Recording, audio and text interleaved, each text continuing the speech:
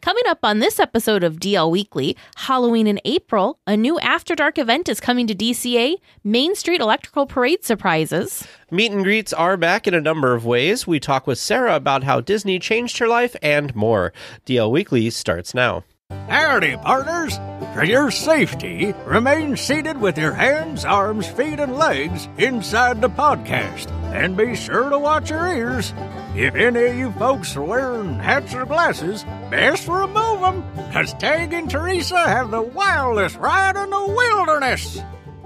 Hello and welcome to this episode of DL Weekly for the week of April 27th, 2022. I'm Teresa Urban. How is it already April 27th? And I'm Tag Bushman. We want to send a shout out, a big thank you to Sherry H. and Emily K. for becoming official weekly tiers on our Patreon, and also to Christy J. for increasing their support. Our supporters get some pretty fun perks like DL Weekly swag, bonus content, and access to our Discord community. If you would like some more Disney magic in your day, head on over to dlweekly.net/support to join the community. Well, our friends over at All Enchanting Ears have been busy. They make fun and unique ears, face masks, plus ear holders, straw toppers, lithophanes, and so much more. They are offering a special discount code available for all weekly tiers. Be sure to use DLWeekly10 for 10% off your entire purchase. Head on over to allenchantingears.com to check them out. They also just teased their new line. They were actually just in the parks this past week, and I'm really excited for their new line, specifically because one of the new sets is Main Street Electrical Parade themed, and they were so fun. So yes, very, very excited for this. So go check them out. Well, calling all weekly tiers, we will be hosting a mini attraction meetup at Disneyland on Thursday, May 12th, 2022 at 2 p.m. at the Mark Twain. So just meet us at the Mark Twain loading area at 2 p.m. and we'll take a fun trip around the rivers of America together. Mm-hmm. We hope to see as many of you there as possible. I know it's sort of short notice. It's only a couple weeks away, actually. As of this recording, there were still reservations available for specifically key holders. I did not check the ticket calendar, but key holder reservations were still available. Yeah. Now let's get to the news.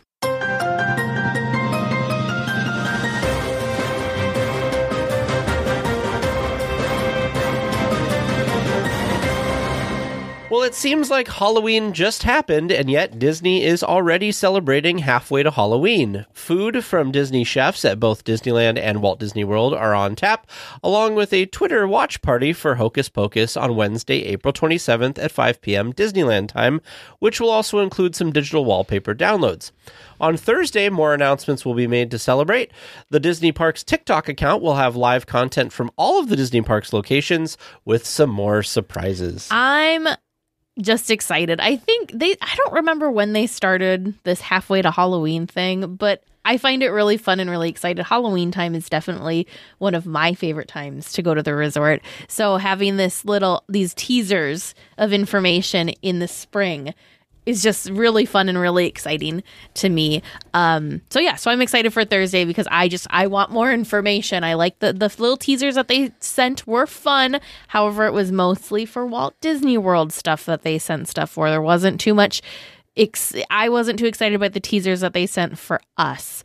So I'm excited to see and learn more. Yeah, Halloween is such a fun time around the resort and at the parks. The fact that, it's probably the, second biggest holiday of the resort after Christmas? If not the most I was just thinking, thing. I'm like, I don't know which one's more popular, because they're both wonderful for their own separate reasons, and I do really enjoy both, but man, that's a hard one. I think for me, Halloween is the bigger one for me. Well, hands down, it's the bigger one for me because I've only done Christmas time once and Halloween time many times. So I didn't even know it. But yeah, Halloween time is definitely the big one for me. Well, it's so fun. That also means that we're halfway to another Oogie Boogie Bash, possibly, with Villains Grove and everything like that. That's what I'm hoping for. I'm hoping for them to announce Oogie Boogie Bash info on That would Thursday. be I'm really amazing. hoping for that, whether or not I'll get my wish. And then they can do their fancy thing that they love doing, which is saying tickets will go on sale on Disneyland.com no earlier than noon on whatever the day it is. Then you're like, Yes. thank you for telling us a time. Appreciate that. Yes, exactly. Well, guests visiting the Disneyland Resort in the next few days can experience the ghoulishly delicious treats to celebrate halfway to Halloween. At Downtown Disney, there will be a cheddar pickle dog at Blue Ribbon Corn Dogs through May 1st. There will also be a spooky churro at California Churro through May 4th. This was surprising to me. I was surprised mostly because there's a ton of stuff at Disney World and only a couple little things at Downtown Disney. And it's sad because I was kind of referencing this in the last one. It was just sad because there was, and it's not even in the parks. It's in Downtown Disney is our fun. Our celebrating food is, there's fun. There's cool. Okay, I know we're not a Disney World But Disney World has this cool but they're pop cool. thing. Yeah, they've got this at Magic Kingdom Park. They have something called the Sleepy Hollow, or at Sleepy Hollow. Lady on the Gravestone 50th Chilling Chamber Pop. It looks like a push pop with the person who's on the gravestone from the stretching room. Looks amazing. Yep. And I just like the push pop, like the decoration around the outside is also the wallpaper from the Haunted Mansion. So obviously we love that. Lots of different treats that are themed to the Sanderson sisters. Cake looks good too. Devilishly good.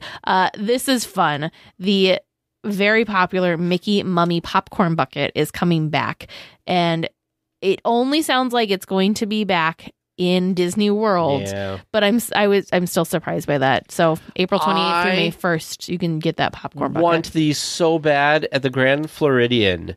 They have a Hocus Pocus Amok Cakes, which is devil's food cake with peanut butter filling, decorated to resemble all three Sanderson sisters.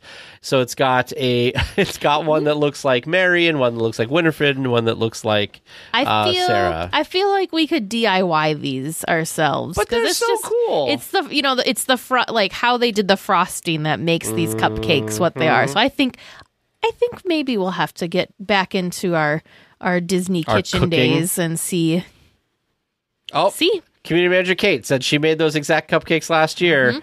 And so, see, Kate, Disneyland's stealing them from you. Or Kate actually is a culinary person at Disney and we don't know it.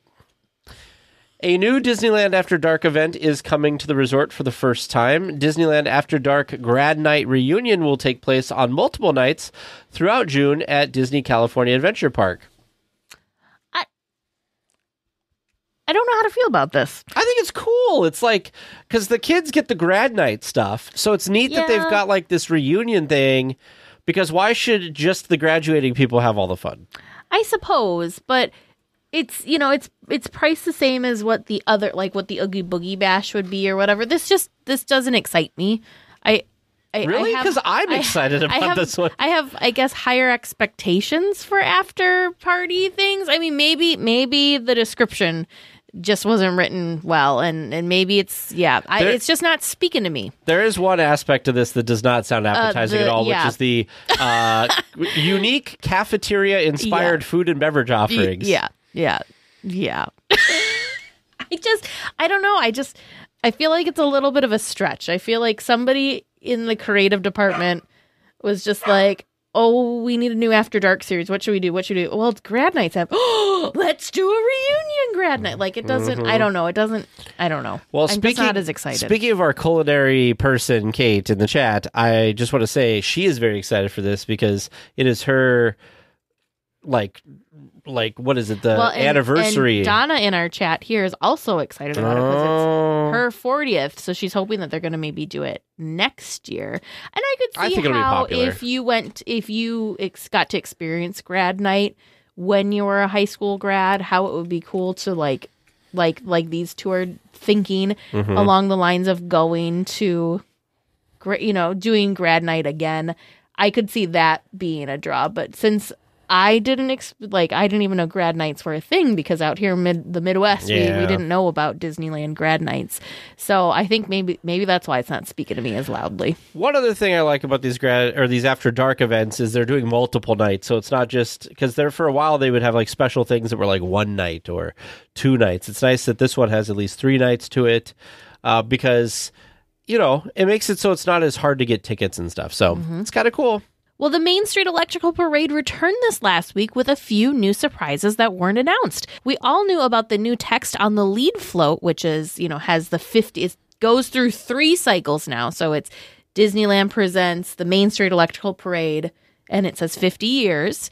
So we knew about that. We knew about the reimagined finale float, but even more was changed. The intro to the parade has been reworked to include part of Walt's opening day speech, and the music has been updated for the finale float. Super well. I'm very excited about this. A little bit of extra magic was added to the finale float along It's a Small World and Main Street. Projections that tie into the Mary Blair theming of the new float are presented as the float passes by guests. So this was a surprise. I didn't know that this was even happening until I saw the video that you pointed out to me the other night when we did our supporter hangout and our Patreon, public live stream on YouTube. So I was very surprised. The intro, I have conflicting feelings about the intro. I know that they're trying to be more inclusive and they're trying to do like hello friends and all that good stuff. So you couldn't really have ladies, gentlemen, boys and girls like the original. So, but they changed like the entire, it doesn't sound like the same voice.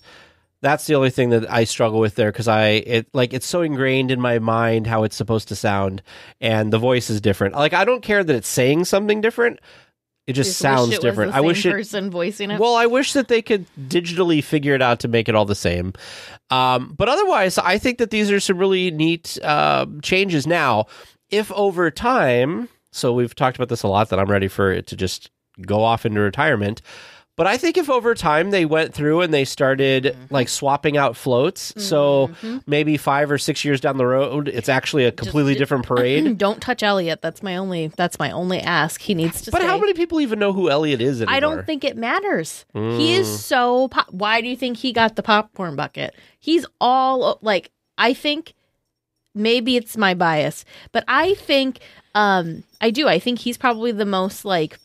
Quote unquote popular parade float, aside from the little, like, I think the other super popular ones are the little spinning bugs. So like the little bee and the little snail and the turtle. Well, I guess the turtle's not a bug, but like those little spinner ones. But would you be okay if they kind of had that same ability to move around and spin and go like do things if they were like different things? Like, could they replace those with different things, but kind of had the same effect? Like, I don't know. I don't know of a good change for Elliot for sure, because that is a very unique float. He's up there, all that kind of stuff. But like the little bug things, Elliot's I think you could do some stuff with. Yeah, I think replacing Elliot would be hard for me. And for me, you could probably replace all of the other floats. Like I honestly think, and I know that there are people that don't think this, but I honestly think the new finale float, from what I've seen, I'm very excited to see it in person, but to me, it seemed it plus the parade, in my opinion. Oh, yeah. I did think some people were, I didn't even know, again, we've only seen videos at this point. In a couple weeks, we do get to see it. We do get to see it in person, so we'll have more opinions, I'm sure, then. I didn't even notice this, but a lot of people are complaining that they don't have cast members dancing alongside anymore, and they missed that element of it. I honestly didn't even notice because I was so, like, wrapped up in looking at all of the stuff on the new float. But I do think it'd be cool if they could maybe have characters or something walking along with that other float. I think I've also figured something out. Okay. I went down a YouTube rabbit hole this weekend. No. And I was watching some different videos. And one of the things that someone said, forgive me, I don't even remember who it was that said this, but they said the reason they struggle with enjoying the Main Street Electrical Parade versus like Paint the Night is the lack of dancers. There's not as much movement. It's just you're kind of watching parade float. You just sit and watch floats move by. Sure. They're only real dancers. You've got the donkey dancers, which they're great. Like that's such a good pep of energy in the show. And then you also got like the dream sequence with like the princesses. We've got like the ballroom dancing, but other than that, you don't have too many.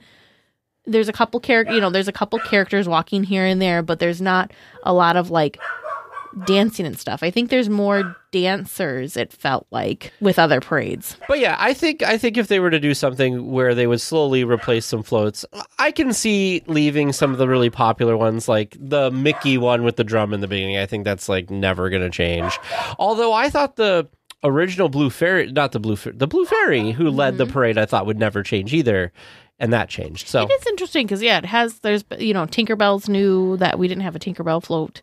There's been updates and changes throughout the years. So it'd be nice if each time it came back, maybe there was an update or a change, so then it feels a little bit more current and relevant. Sure. I get you don't want to get rid of the nostalgia, because a lot of why this parade is so popular is the nostalgia of it Sure. all. So yeah, it could be real cool if you kind of balance it out. You know what the perfect thing would be for Disneyland to do?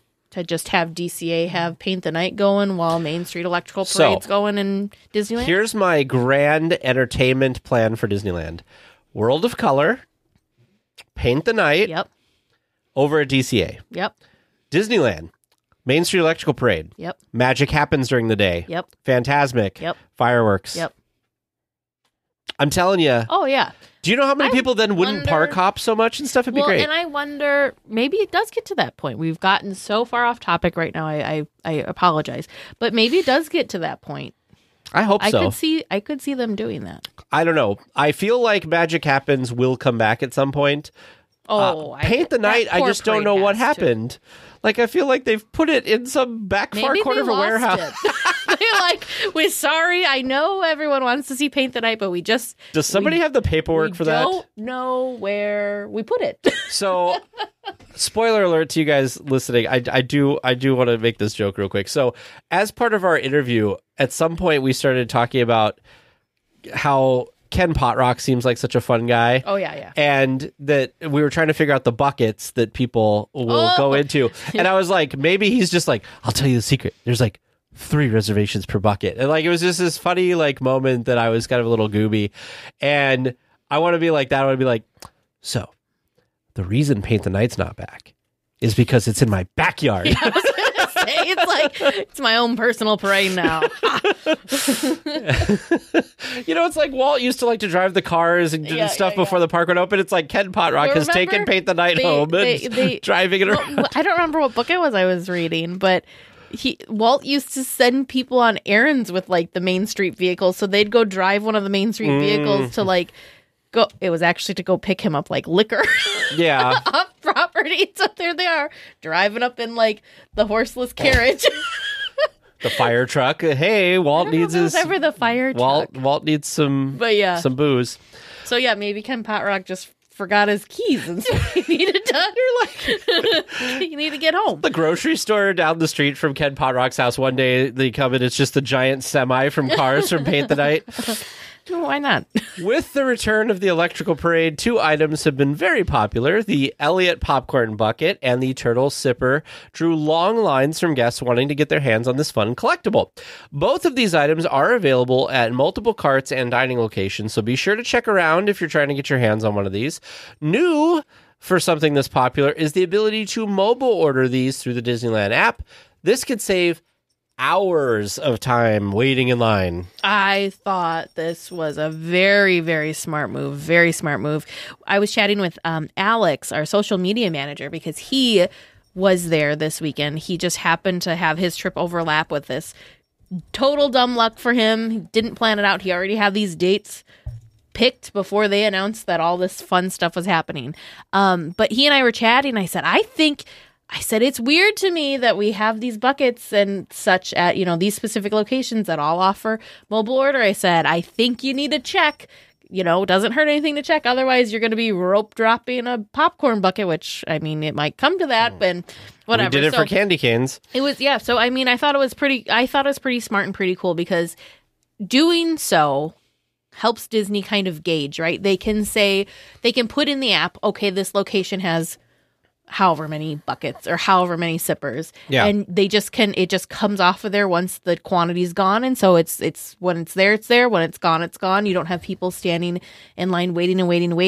You're going to make sure that you don't, it helps with customer and guest satisfaction, because you don't have people waiting in line to then get to the front to say, oh, nope, sorry, we don't have any more. Yep. The only thing that's difficult though, which I don't know if there was, I think there was a problem with this because I was looking online.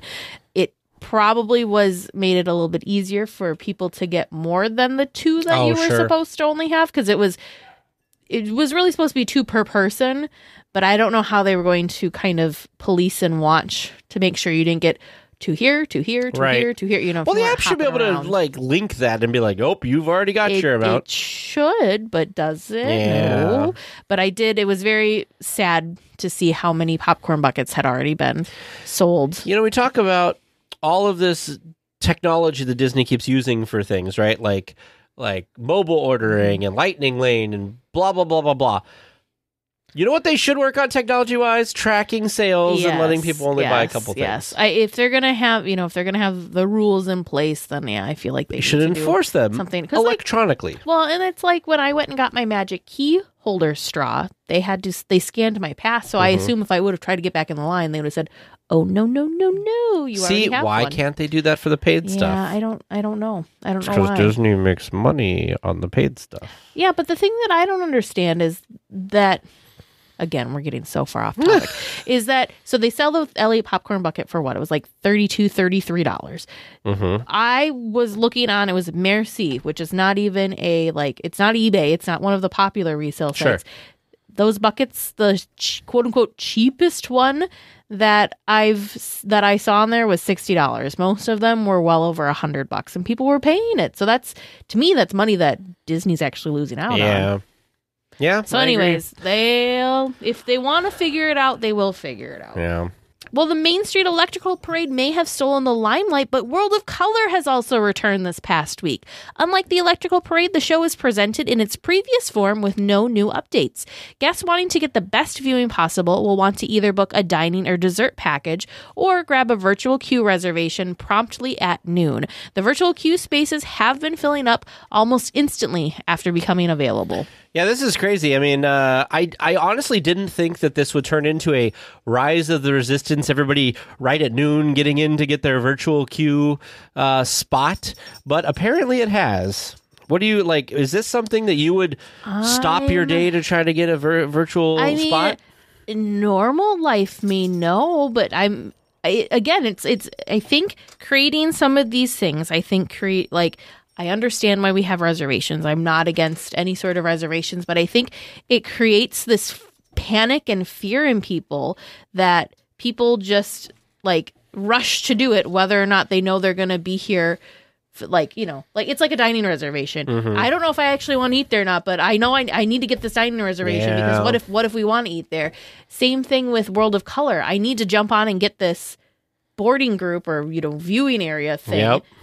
I don't know if the kids are going to be tired or not, but if we're here, then we need, I don't know. I did hear that, I don't know how accurate this is, but I did hear that it was 2/3 of the viewing areas were reserved, whether it was for dining or these VIP kind of things. Yeah. Well, what are we calling these?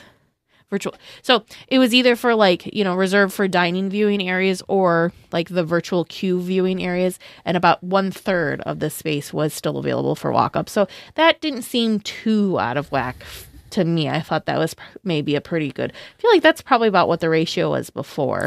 Now, so that made me happy. I don't want to be a stick in the mud when it comes to World of Color, but honestly, I've seen World of Color once, and I feel like I don't need to see World of Color again. If I never saw World of Color again, I would not be upset about it. I think it's a good show, but I don't think it has a lot of, for me, does not have a lot of repeatability. Fantasmic, if I could squeeze it in, I would see it every single night that I was there because I think it's so amazing.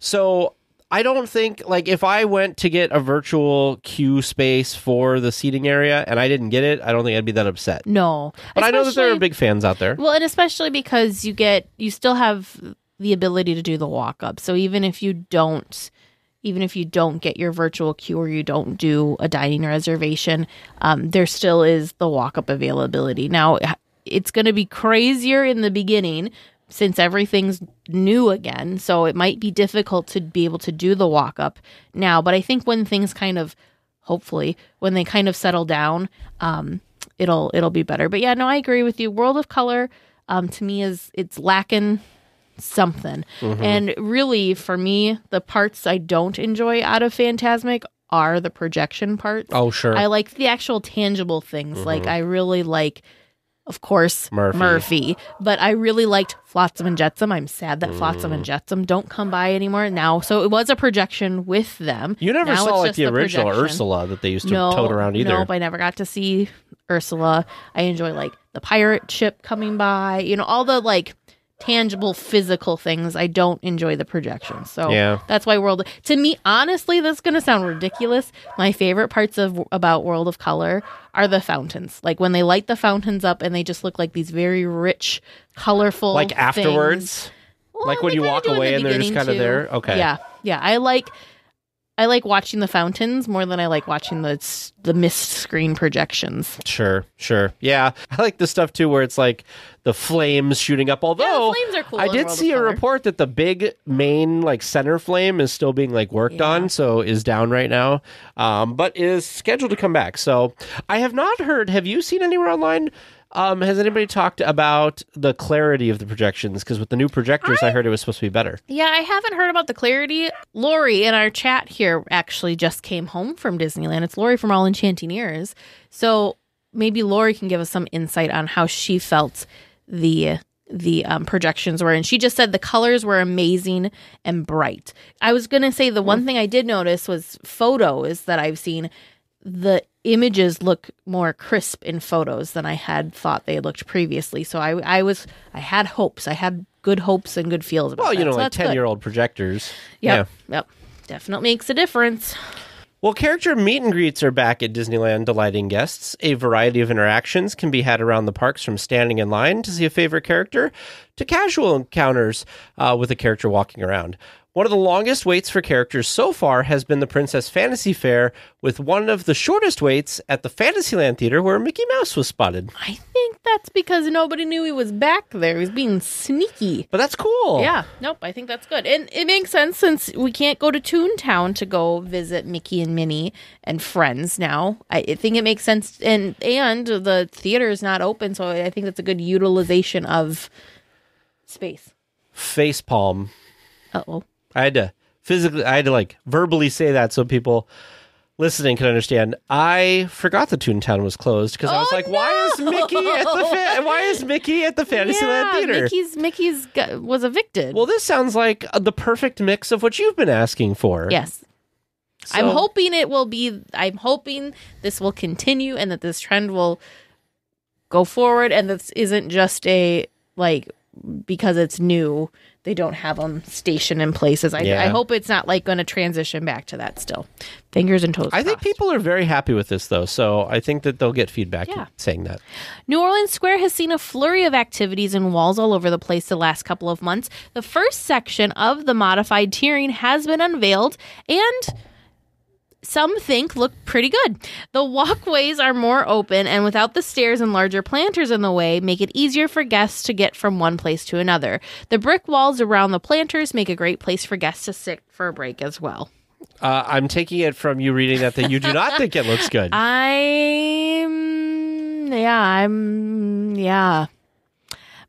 So we linked a video because David from Fresh Baked had a video. He was one of the first people to actually report on what it looks like.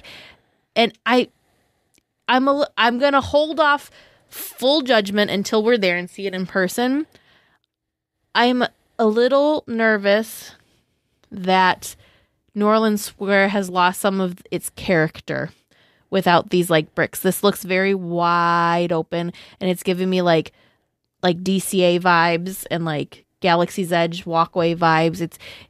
I get that it's definitely better for crowd flow, but I think it's not better as far as the overall charm and feel of the area. Because the thing that you didn't realize about those steps or whatever is they have these they were paver looking things, and they had a lot of character and a lot of charm. And so now it's just cement.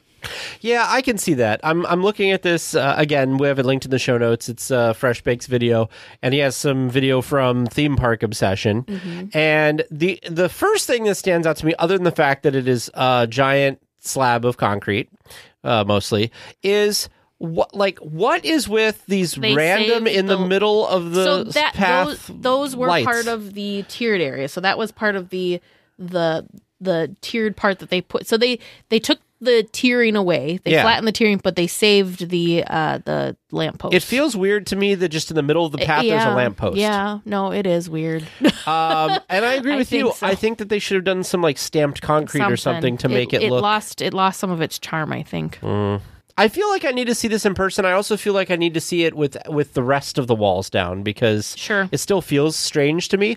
However, it does look super open and looks like crowd flow will be much easier. That's what they wanted, but that's not what brings me to Disneyland. What brings me to Disneyland is like the feel and the charm. What do you think they could have done differently other than like stamp the concrete? I didn't think it was that big of a deal in the first place.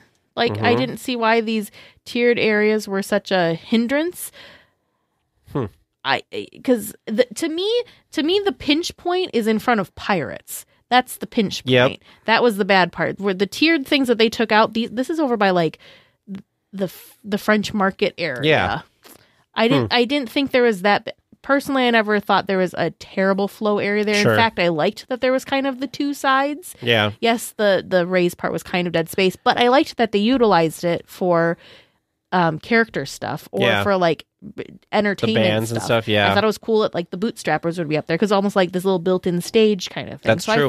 I thought for ambiance stuff, it added a lot. I also thought it was kind of nice in a way that it was kind of a barrier between the restaurants and like just the walking path. That's true too. Because it was a smaller path, so it didn't feel like masses of people were going by you. No, that's very true. Now, did you also see that there was some pictures of the queue area for Pirates that looked like they had dug like digging. down? Yeah, they're digging for something. Treasure, apparently. Well, the first thing I thought was, they're digging. Somebody was talking about making an underground queue. I don't think that's what's happening. You'd have to dig quite a bit more. And I also heard that Disneyland, I did not see it anywhere officially, but I saw There's a rumor somewhere online that Disney had confirmed that that section of formerly Tarzan's Treehouse is going away.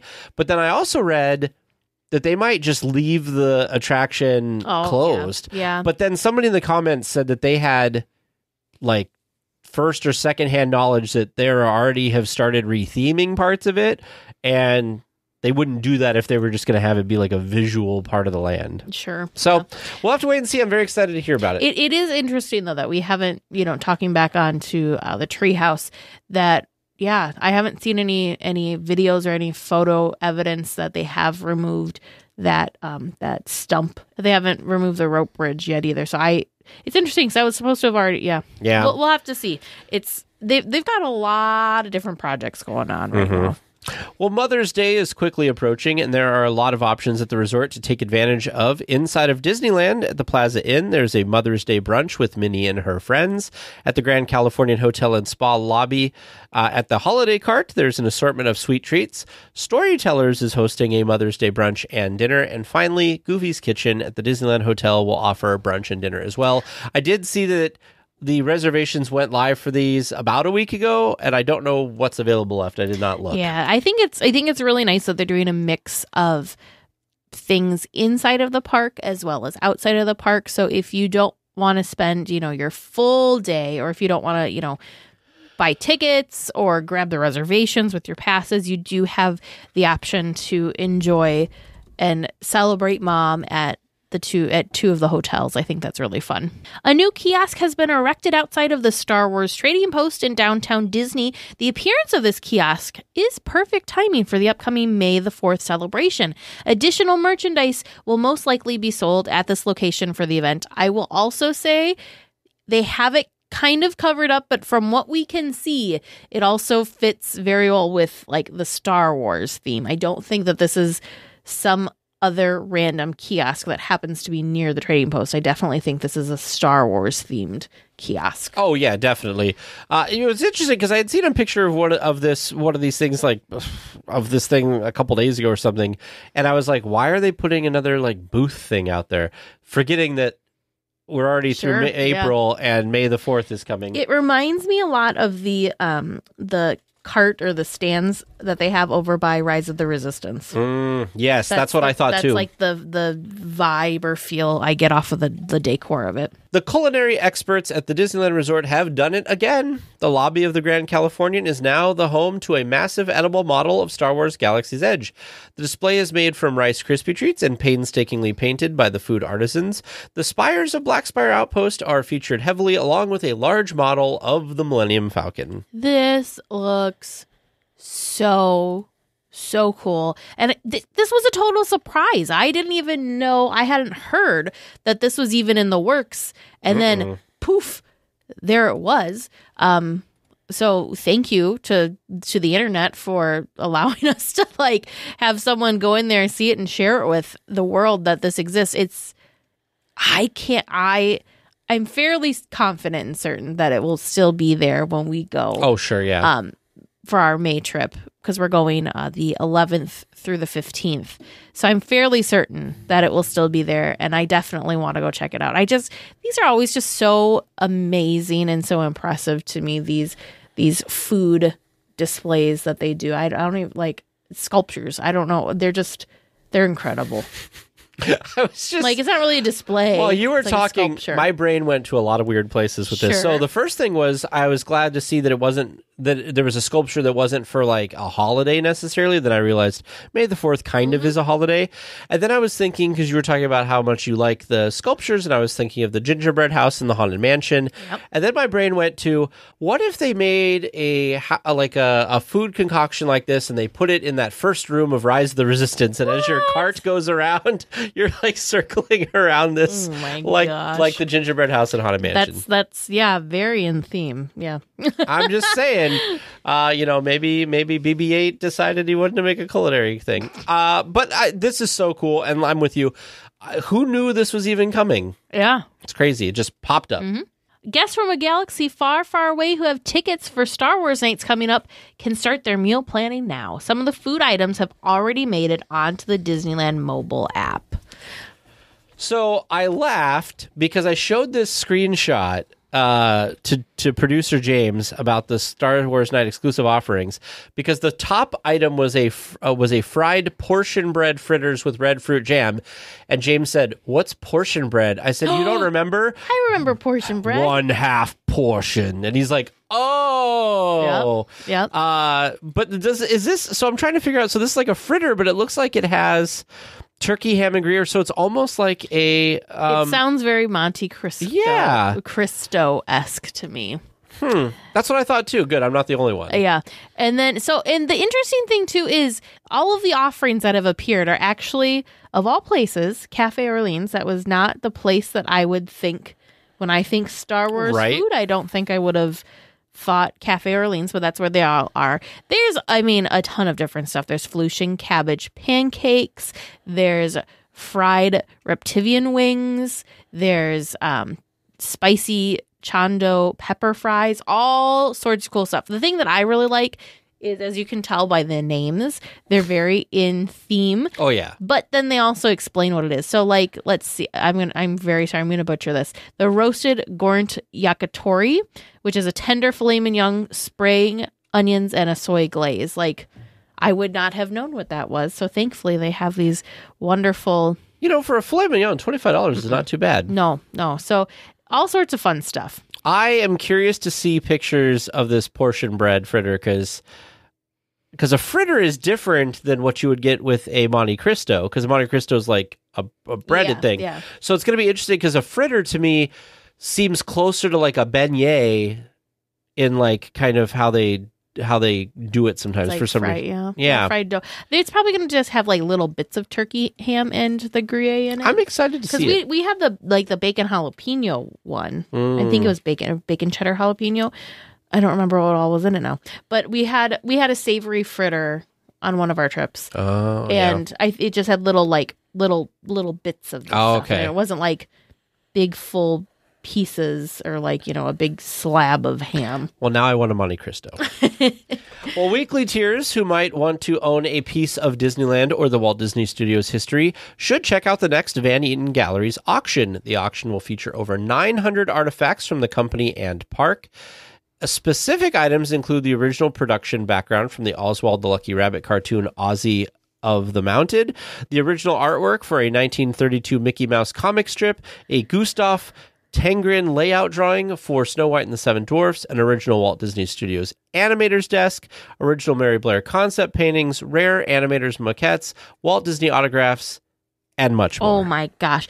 There's a link in the show notes, of course, but when you go to the website, they have a digital brochure, and there was you could actually get and purchase this brochure catalog, purchase this catalog, and they would send it to you, but it filled to the brim. There was some really cool stuff in there. Like there was a Mark Davis sketch that we saw. Like Tag mentioned, there was Mary Blair artwork in there, and then this gem that I just had to point out. I have to read this. The description. I don't know what's better, the actual item or the description. So I'm scrolling just to set the stage. I was scrolling through, and there was this picture of this gentleman with a midriff on, sitting there looking like a midriff cut shirt. Yeah, sitting there looking like like a model. He's splayed out. And so the description is, it's for those of you who want to know, if you go to the link in our show notes, it's on page 144.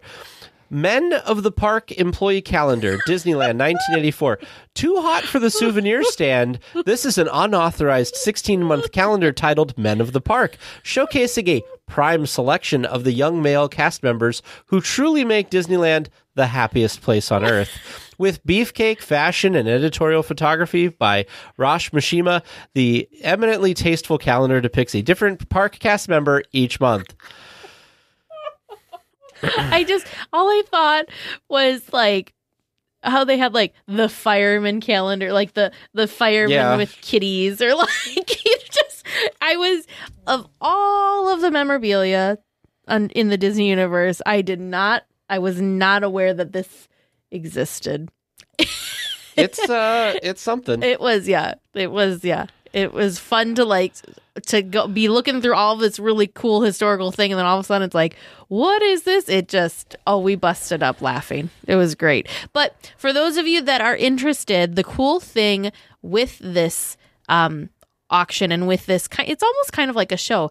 It is all on display, and it is free to the public if you want to go check it out. So now through May 11th, Monday through Saturday from 10:30 a.m. to 5:30 p.m., you can go check out all of these things on display at the Van Eaton Galleries. It's I mean, that's an attraction in and of itself. I think that's so cool. It's almost like a museum. All I was thinking about was, I wish I would have had this fresh in my mind when we met Becky Klein, because I always wonder, what does the archives think of these auctions? Oh yeah. Because a lot of this stuff is probably things that they wished they had in their collection, or maybe it's stuff that they, maybe they have umpteen other Mark Davis sketches, so they don't really care about this one specific one, because obviously there's got to from the company. Yeah, because obviously there's got to be a balance with how much the archives can keep and how much they can't keep, because there's only just so much space.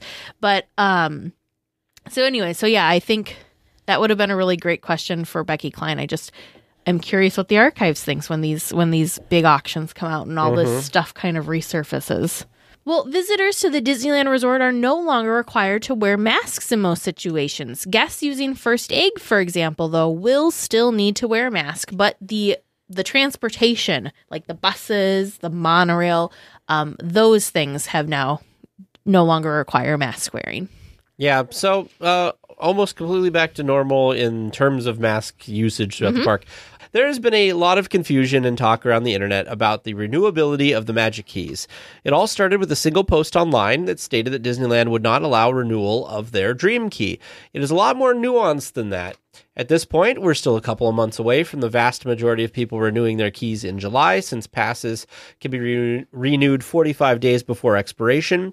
Disneyland does not seem to have made a decision on what they're going to do with renewals, since the top 2 tiers of Magic Keys are currently sold out. Yeah, it's interesting. So what sparked this was somebody, the first thing that I had seen of it was somebody chatting with Disney, because they had upgraded the key from a pass that, how do I want to say this? It was like the military pass or something. And so or one of the military tickets. And the military tickets aren't like the normal tickets. You don't have to use them within like 2 weeks of the first time you use it. You have I think it's a bigger window. So this person's pass was expiring. And so it was kind of this weird gray area because her pass was expiring prior to like the year anniversary of park passes actually being sold. So I think that situation is much different than other people's situations, but it does bring up a good question because she, I think, was told that she would not be able to renew at this time. So then I don't know if that's true of all pass holders or if that was just that specific situation or what, but it definitely got a lot of attention very, very quickly. And we don't have any, like Tag said, we don't have any true answers from Disney yet as to if this is going to be an issue or not an issue. Because it's really hard for me to imagine that Disney, if you're a current key holder, that I can understand them being sold out to new key holders. Sure. They don't want to add to the numbers. But if you already have one, I can't imagine them not allowing you to renew it. I could be totally wrong, though. I could be 100% wrong. But it's just interesting. There's a lot of stuff going on behind the scenes with the Magic Keys. Because, of course, there's also that the lawsuit that's going on, too. So who knows? Who knows what might be in store? But it would be nice to get some official word sooner rather than later so that we all aren't kept wondering. Yeah, there's a lot of conjecture online that is saying that Disney hasn't said anything because they're trying to make up their mind because with this lawsuit and stuff, they don't want to change too many things because that could get them in other different legal issues and all this stuff. Obviously, Disneyland hasn't said anything, so we don't really know what the real situation is.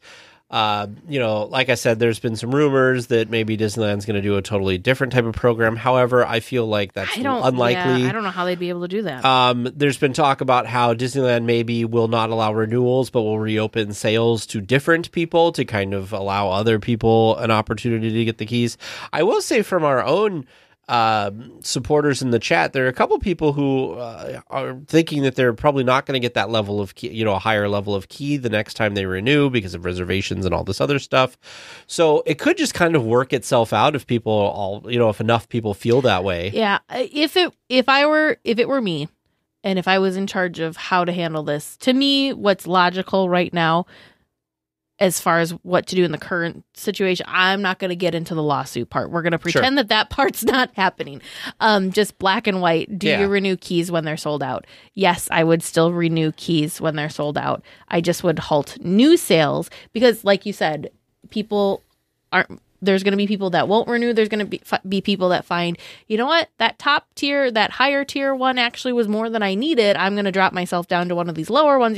People are going to kind of naturally shift. And so it's not that some of those keys are going to be sold out now forever and ever and ever. And you can never get one. It's not going to be like a wait list to get into Club 33 membership type thing. I don't think we'll get into that situation. Let's hope not. I shouldn't have said that. I maybe have just jinxed something. But anyways, it's going to be an ever evolving news topic, I think. Hopefully we'll be getting more information, and as soon as we do, we will share it all with you to get you guys all to know as well. Yeah, I agree. I'm just happy that we have the level below these two levels, so it's a little less dramatic. I'm just gonna hold my phone, since we don't have plastic cards anymore. I'm still upset about that. I'm just going to hold my phone and my key a little bit tighter.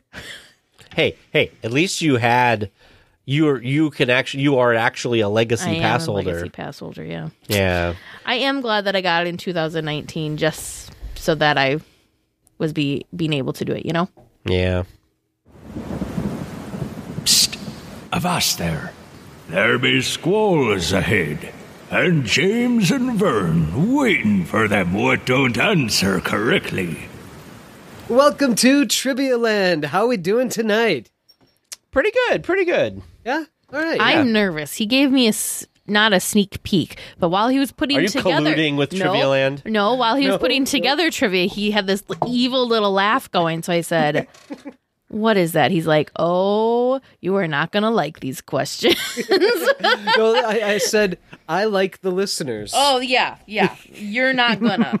Basically, I like what... So, yes, I do like the listeners, especially the ones that heard from most recently, and I was able to choose from for tonight. So let's get into it and see how you feel about them, shall we? Yes. All right. Your first listener submitted question today from listener Donna S. What is the max capacity of passengers on the streetcar? Oh. Which streetcar? The one in DCA or the one in Disneyland? Are you talking about the one that yeah, like the horse-drawn streetcar? Or just the regular streetcar? But I think if you call it the streetcar, it's probably the one from DCA. I don't. The red car trolley? That's the trolley. I don't know if I call that the red cart. I call it the trolley, not a streetcar. Well, I'll give numbers for both. So I'm going to say for the horse-drawn carriage on Main Street, you can probably get, I'm going to say 5 per row, and there are what? I'm going to 6 say rows? Yeah, I was going to say 7 25 to 30. But my random guess was 25. 27. Well, because there's that front. Actually, I don't think you could sit up in the front. No, I don't think you can sit in the front. As I'm vetting, I'm going with Disneyland horse-drawn streetcar. Okay. I'm going to say 25. Are you going to stick with 27? I'll stick with 27. 27 and 25. Unless they're counting children, then you could probably do. Let's not overthink it. 30 would be my next guess. 25 to 30. Well, do you want to change it to 30 then? Are we how plus and minus, or can we do ranges? Or dead on. Okay, I'm gonna stick with 25 then. Okay. Are you sure you want to stick with 25? Probably not, but we're sticking with it. So Teresa said 30 and Tag said No, I 27. said 25. You said 30 and Tag said 27. Got it. Is he trying to throw this for you? This whole process seems shady tonight. Is this helpful or is this hurtful? I don't know what Your this is. Your second question from listener Jessica G. All behind area signs read cast members only. However, there are 2 signs in Disneyland that read employees only. Do you know where they are? Oh, is there one in... I thought we knew this is going to sound really weird, but is there one in Mickey's Movie Barn? Oh, Roger Rabbit's Cartoon Spin, I think. And you said Disneyland? Disneyland. Because I was thinking like the movie barns, like... Employees only. I feel like... I think Roger Rabbit, because it's like I think there's one in Roger Rabbit. Is there an employees only on the Mark Twain? Because there's that gated area where the steam engine is. I'm going to say the Mark Twain. There's 2, you said? Yes. Okay. And then I'm trying to think of other things that thematically would go with employees only. Star Tours? Since it's like a space hub, so they're like people working there. Maybe. Remember, it is behind areas signs. So it doesn't necessarily have to be thematically. It's not necessarily part of the decor. It's the behind areas signs is the exact question. What do you mean by behind areas? So like getting into the behind the scenes. Oh, okay. The actual doors used by employees. Yeah, I think it would still have to work thematically though. Oh, the cinema. The Main Street Cinema. Is there an employees only? There's the door to get like where Tilly, the ticket taker, is sitting. Oh, that's a good one. I'm going to jump on your bandwagon for that one. Yeah, so I'll say the cinema and the Mark Twain. And you're saying Roger Rabbit and the cinema? Yeah, I think there's. I think in Roger Rabbit, in like, because like the queue area's got like Jessica Rabbit's dressing room, but there's other doors too, and I feel like I saw one that said like employees only. Okay. I could be totally making that up though. I mean, I guess we'll find out. Oh, yeah. And your third question from listener Sarah P. The Grand Californian Hotel is modeled after a specific style design of the 20th century to give the appeal of Western National Park lodges.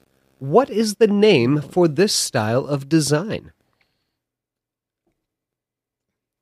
It's the arts and crafts style. Arts and crafts. Yeah, because it was because when you're on the monorail, it says designed after the famed arts and crafts movement in California. Oh, good. See, I just was going to say it was craftsman. But I'm going to jump on your arts and crafts bandwagon. Yeah, it was the arts and crafts movement. Although I love that lobby is amazing. Mm-hmm. Final answer? Yeah. Okay. And your fourth and final question of the night from listener Andy M. How many living things are depicted in the Haunted Mansion stretching room portraits? Bonus if you can tell me what they are. Living things. So there's the lady sitting on top of the tombstone. That's one. There's the three guys on top of each other. Alive? Yeah, she has the axe in her hand. Okay. And then there's the three guys who are sinking into the quicksand. You've got Sally on the tightrope plus the alligator. Oh yeah, because that's a living thing. 1, 2. So 3, 4, 5, 6. 6. And then you've got the dynamite guy. 7. Living things. So like, are the gargoyles depict living things that are being depicted? Oh yeah, because he said the portraits though. You said the portraits, right? He said in the How many living room. things depicted in the portraits? Oh, in the portraits. Yeah.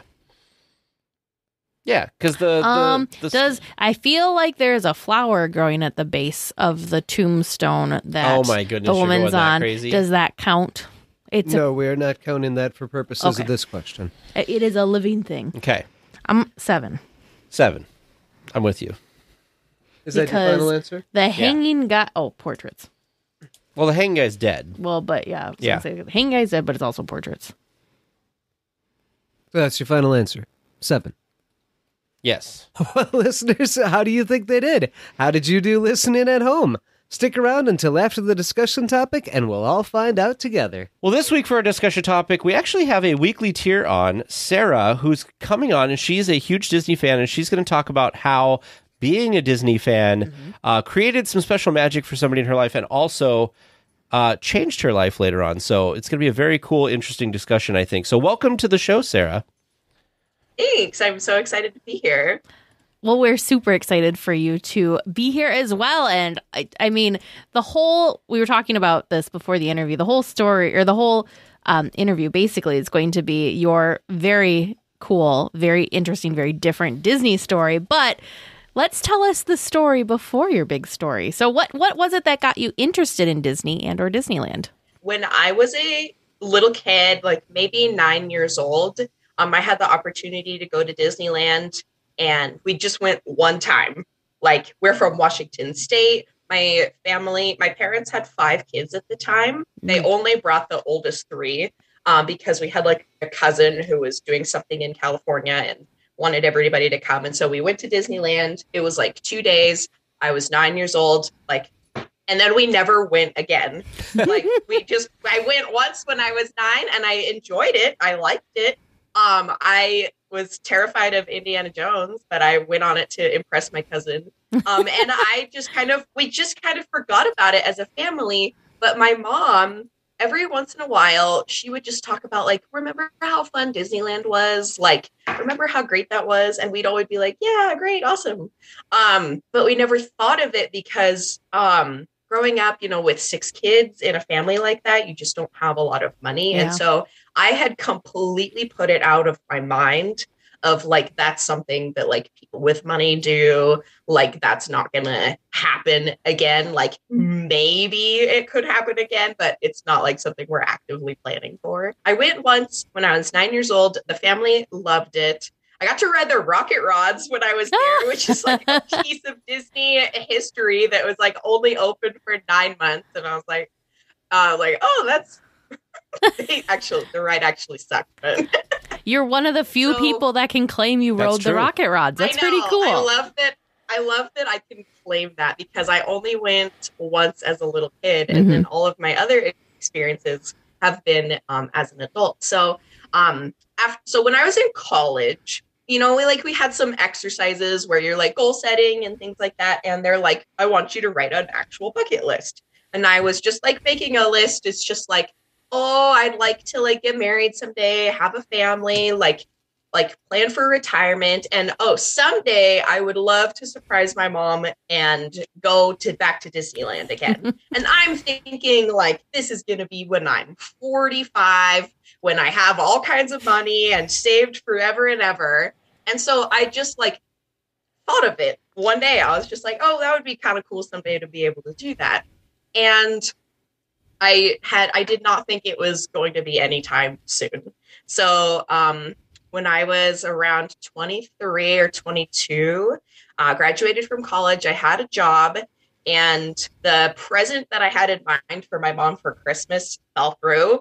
And so I went on Disney's website and like priced out a trip, but that was before I knew that there were other options besides like the Disneyland hotel and things like that. So I priced it out and I was just like, oh, wow, like that's going to be like $4,000 or something like that. Mm-hmm. And so then I like closed that book for another like 2 more years because it's like, oh, I looked at the Disneyland website and priced it out. And that's not, I don't know if that's really like accurate of, I mean, like if you can stay, you can do, you don't need to spend all that. Like, Right. Anyways, fast forward a couple of more years, I was like maybe 24, 25, had a coworker at my job come and tell me about, he just got back from Disneyland. And I was like, this was the first time in my adult life I had ever talked to another adult who went to Disneyland often.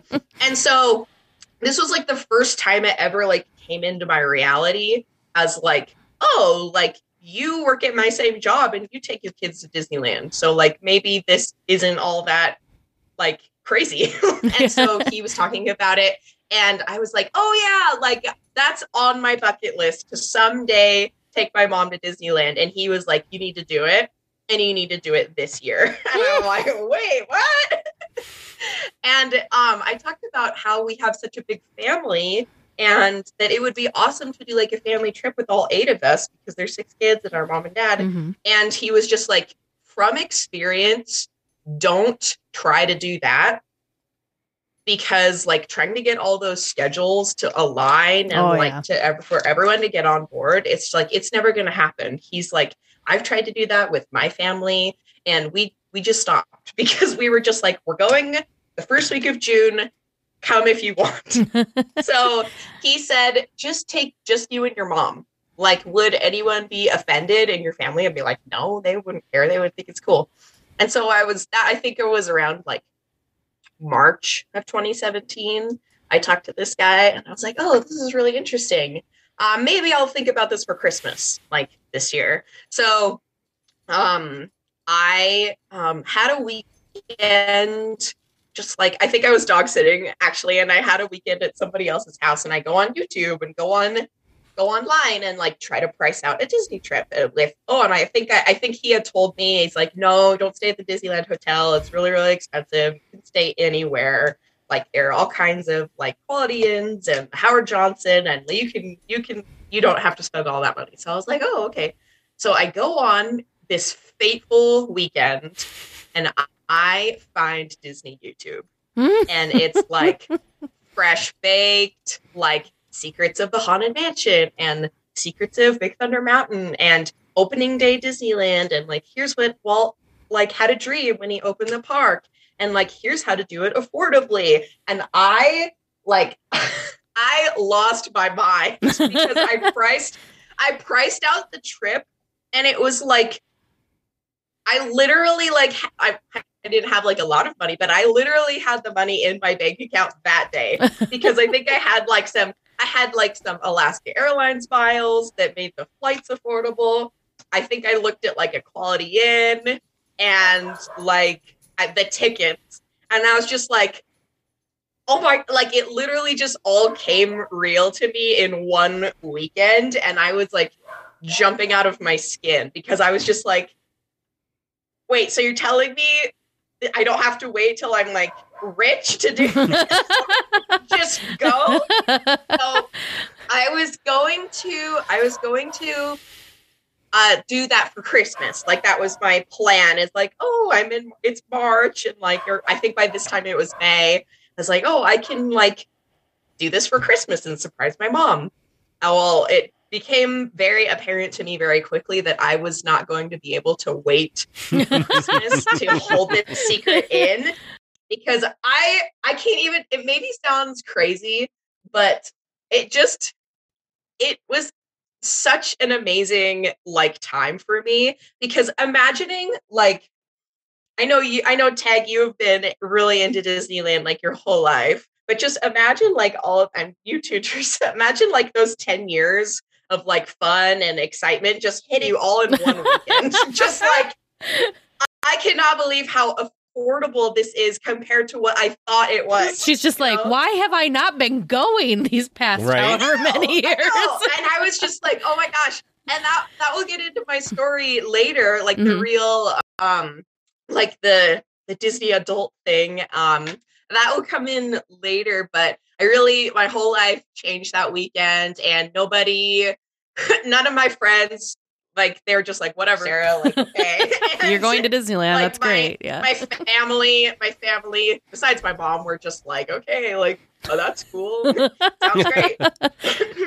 And like, you know what it's like to people who don't understand, and they're just like, okay, cool. So I was just a ball of nerves, and I decided that it's like, okay, it can't be Christmas. It's going to have to be her birthday, because that was like the closest like occasion. You're like, I'm just going to maybe do this for Memorial Day. I don't know. I just need a reason. Happy August. Yeah. I'm going to make up a holiday. I know. I'm so glad that her birthday was like soon, or else I would have exploded if I had to wait from May to Christmas to do this. So I spent like all of May and June just like all in on Disney YouTube, and like Fresh Baked and Mr. Cheesy Pop, and just all of those awesome channels that we love, and Offhand Disney. And I just learned everything. And I learned about the history, and I learned about like the attention to detail, and I learned all the tips and tricks of how to like make it affordable, and like Rope Trap. I learned about like getting a touring plan. And so it was literally just like 6 weeks of just like, I basically became, if I didn't become a Disney adult overnight that one weekend, it was over the next 6 weeks. So I feel like you went through a Disneyland boot camp. Yeah. Oh my gosh. Looking back on it now, I was just like, I wanted to tell every single person that I met that, but they wouldn't have gotten it. Like, I remember telling people that I was really excited, and I was like, I get to surprise my mom for the trip to Disneyland for her birthday, and they'd be like, oh, that's nice. And I'm just like, oh, you don't understand. I thought this was a once in a lifetime, never going to happen thing, and all of a sudden I realized it's not that impossible. I know. It really wasn't that impossible at all. It was so amazing. So I surprised her for her birthday. I actually had a really, really funny like guffaw and snafu. I for some reason I didn't understand the website, but I got the tickets mailed to me. So I had the tickets mailed to me like physically, and I was really scared and nervous. Maybe I got them mailed to me because I wanted that to be like in the car that I surprised her with. Yeah. And so I took a picture of them and meant to send them to my sister. Like, oh my God, the tickets are here. They're in. I sent it to my mom. Oh. You're like, oh no. So I was just like, how am I going to... Like, there's no caption either. It was just like a picture of 2 Disneyland tickets. I sent it to her, and me and my mom live in the same town. It's a small town. And I was about to go like drive to her work and like, hey mom, can I see your phone? Just like, I was literally out the door, and then my mom sees it, and she's just like, what's that? And I just literally make up something, and I'm like, junk mail. Can you believe that someone would send fake Disneyland tickets? And she bought it? Yeah, because it literally wasn't on her radar at all. Like, the fact that this surprise was coming, it wasn't even on her radar. And so I was just like, oh my gosh, I could not believe I just did that. Almost ruined it. Crisis averted. Yes. Okay, well. Finally the surprise comes. Yeah. And finally the surprise comes, and it was the best time ever. I surprised her for her birthday in June, and we went in September because I saw online that was like a really good time to go, low crowds, and we just like had the best time ever. Like, we had a blast. So I guess you could say that's my Disney story, but I mean, like, that's the beginning of it. Yeah, I was like, we're getting into the whole discussion, and we haven't even gotten past the first question. But I think it's totally. I think you had to take it there, so we'll come back to that. Let's as those people say, we'll just put a pin in that for now. Just put a pin. Yes. So we're kind of jumping a little bit for the next question, but when you go into Disneyland on your first day of a visit, which way do you go? Left towards Adventureland, through the castle? I've thought about this question a lot because I have listened to every episode of DLWeekly, and I can't say that I pick any direction because I'm always there with somebody different. Mm-hmm. So I now go with my mom, my sister, I've gone with my boyfriend, and I've gone with other like multi-generational family groups. And I always just defer to the people who are with me because I don't know if I have a preference. So like, for example, my mom doesn't like Space Mountain. And so when I'm with her, we don't go that way. My sister is all about rope dropping Indiana Jones. So when I'm with her, we all go that way. And so, and when I went just me and my boyfriend, I picked Space Mountain for him. So I picked right for him because he had never been before. And I was like, I think he should do Space Mountain first. So I guess I would say left Space Mountain if it was just only me.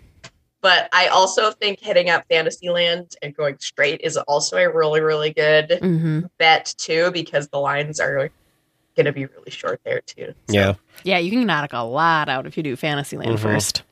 Yeah. You got to do Peter Pan first, though, because that's... Yes, you do. Everybody has the order in which you do them. If you're not, like, at rope drop and within, like, the first 50 people at rope drop, like, it's not even worth going on Peter Pan. I've seen the line for Peter Pan at rope drop going, like, through the castle out onto the drawbridge. I mean, this sounds ridiculous because anytime that you're waiting to get on an attraction, you're breaking this rule. But my rule for some of the rides are like, if it feels like I'm waiting 10 times longer than what the actual ride duration is, I don't want. Oh my gosh. Like, I have certain rules with certain attractions, and for some reason the dark rides are one of them. I think because they're so much shorter, it's hard for me to want to devote like an hour to standing in the queue. The other hard part's the queue. The line also moves really slow because they load really slow. Yeah. And so I think people like their brains to be tricked. Like they like to be walking in a queue. Mm-hmm. Like, definitely. I like that too, but you're right. There's something about those dark rides that just seems like those lines just move. And I think part of it is they were built when Americans were much smaller than they are now. So it feels very tight, cramped in there. They are. And when you're not moving... Yeah. And there's nothing to look at. Yeah. There's nothing, I mean, now Peter Pan, the queue does have that game, but you have to get in so far before you can start playing the game. And my terrible luck is once we get to that point, then that's when the line feels like it starts moving. Clearly it's been moving at the same rate the entire time. There's not even any time to play the game once you get in. When we were there last time, one of the things that took forever was they were holding people for an exceptionally long time at the merge with the ADA people because they were like holding us, and they would, and like there wasn't even anybody waiting, but they would like hold off or something, just like at that point. And so we're just standing there not moving, and they like wait until the walkway from that corner to the load is almost empty, and then they're like, all right, now you can move. And it's just like, wow, none of these attractions were made for any of this, and that's why these things are terrible anyway. When they closed the Christmas shop next to Peter Pan and moved it to like Holiday Plaza or what was it? Plaza Point. In Main Street. I really thought that they were going to make that Peter Pan queue, but they kept it as a shop, and I was like, dang, I was really hoping that they would just gut it out and make like an indoor queue for Peter Pan. But no. That, we're like, talk about going off track. That would have been, they could have done like a miniature version of, have you been to Walt Disney World yet, Sarah? Yeah. Have you done Peter Pan at Walt Disney World? Yeah. That queue is amazing. I really thought for sure when they closed that holiday shop, they were like, we're doing it. We're moving the Peter Pan queue. Like, that would fall in line with their like Project Stardust thing, like opening up the walkways and getting people out of the sun. They're just gonna maybe that was intentional because I feel like if they would have just given more space to Peter Pan's queue, it still would have filled all the way up to the back. More people would have lined up in it. Then we would have had 2-hour waits for Peter Pan instead of... It wouldn't have. It definitely wouldn't have made the line shorter. It might have just made it more bearable. So, what is your favorite attraction? I thought about this too, and my favorite attraction is actually Guardians of the Galaxy in DCA because I love all the thrill rides. Did you like it when it was Tower of Terror? I never got the chance to go on it when it was Tower of Terror, actually, but I did do Tower of Terror in Walt Disney World. And that one's different. Yeah, that tower is different than what ours had been. If you go to Paris, Paris still has our version of Tower, but in French. Oh, nice.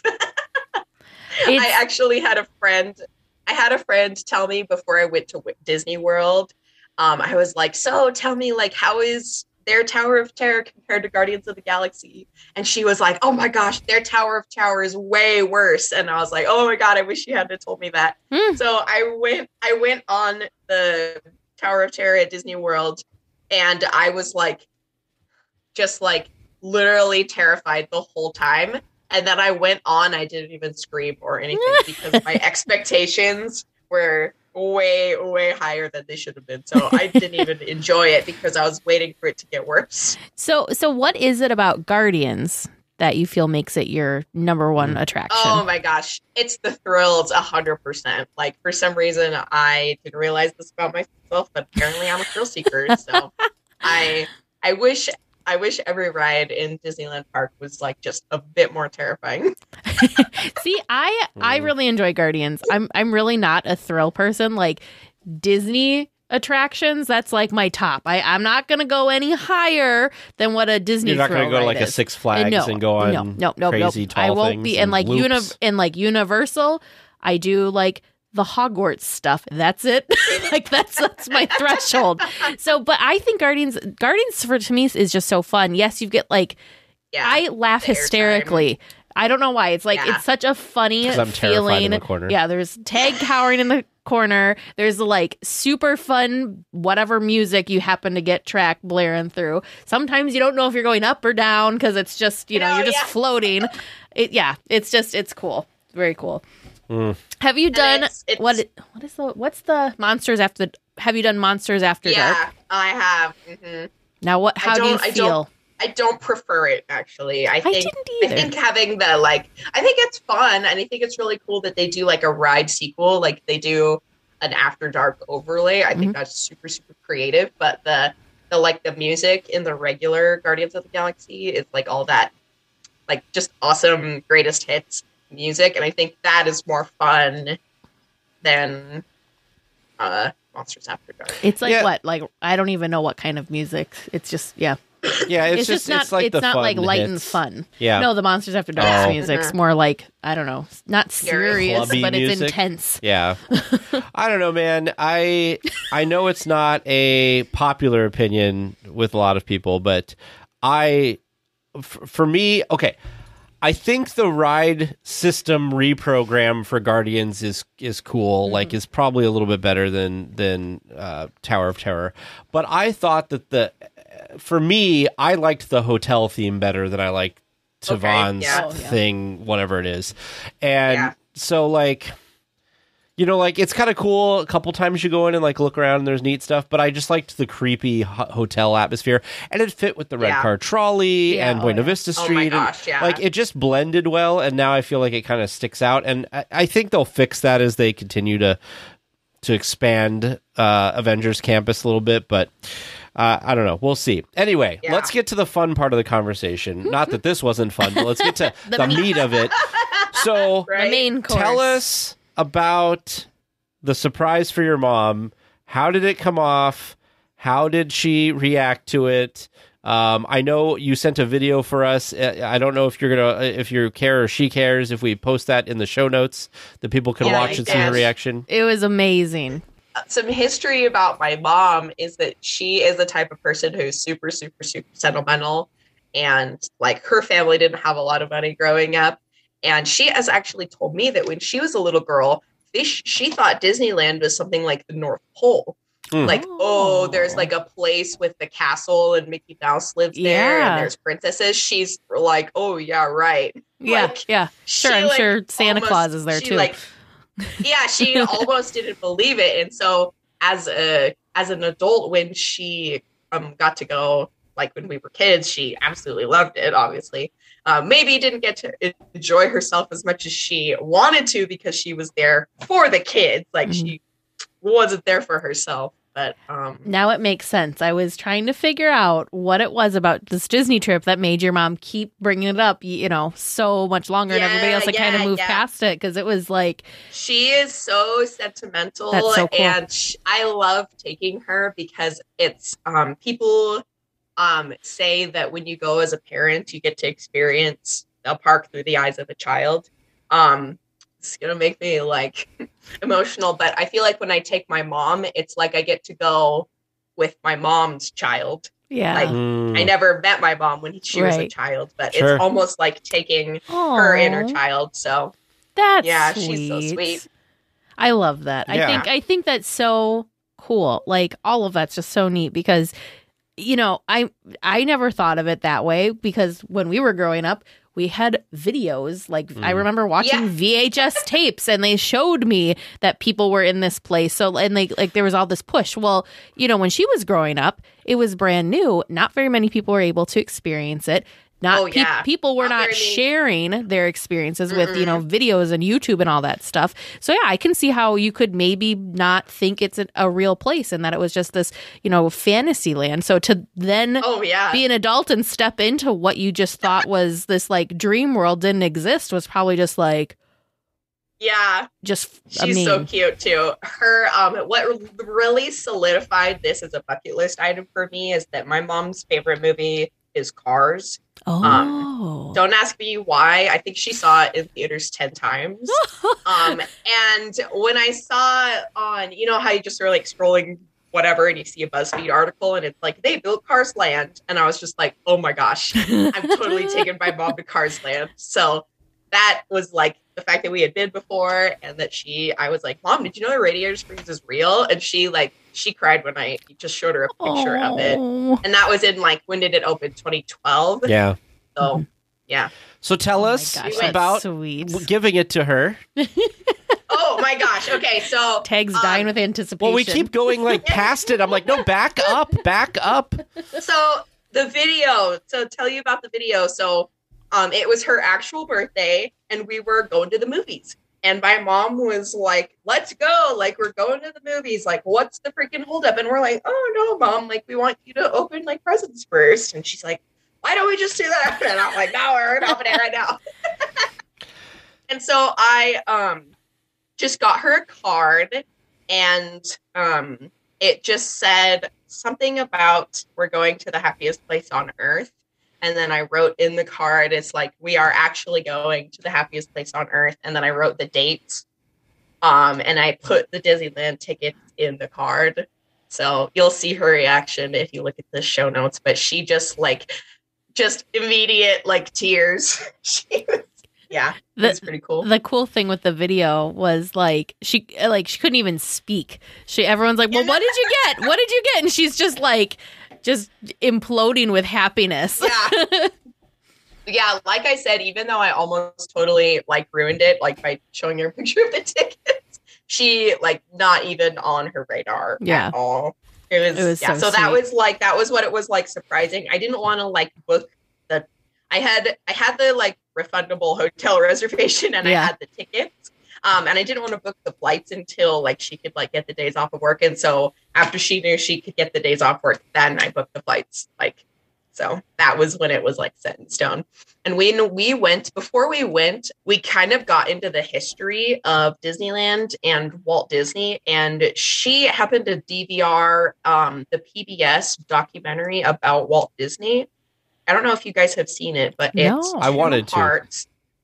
It's 2 parts, and I think each part is 2 hours. And so it's like a 4-hour long documentary about Walt's life, like from start to finish. Wow. And I think it's called American Life, like highlights. I don't know, but we watched that before we went. And then when I just learned, they talk about how many man hours it took to make Snow White, and like how it's like a hand painted movie. And that just blew my mind. Like I always took animation for granted, and then watching that, and then watching like how nobody thought Disneyland was going to work, and just everything. And so the fact that we like researched going into it, and we were able to appreciate like every little detail, I think just really like we just got slapped in the face with Disney fever. So, well, you at least finally had somebody to share the excitement with. Oh my gosh, wasn't yes, just... we did. We did.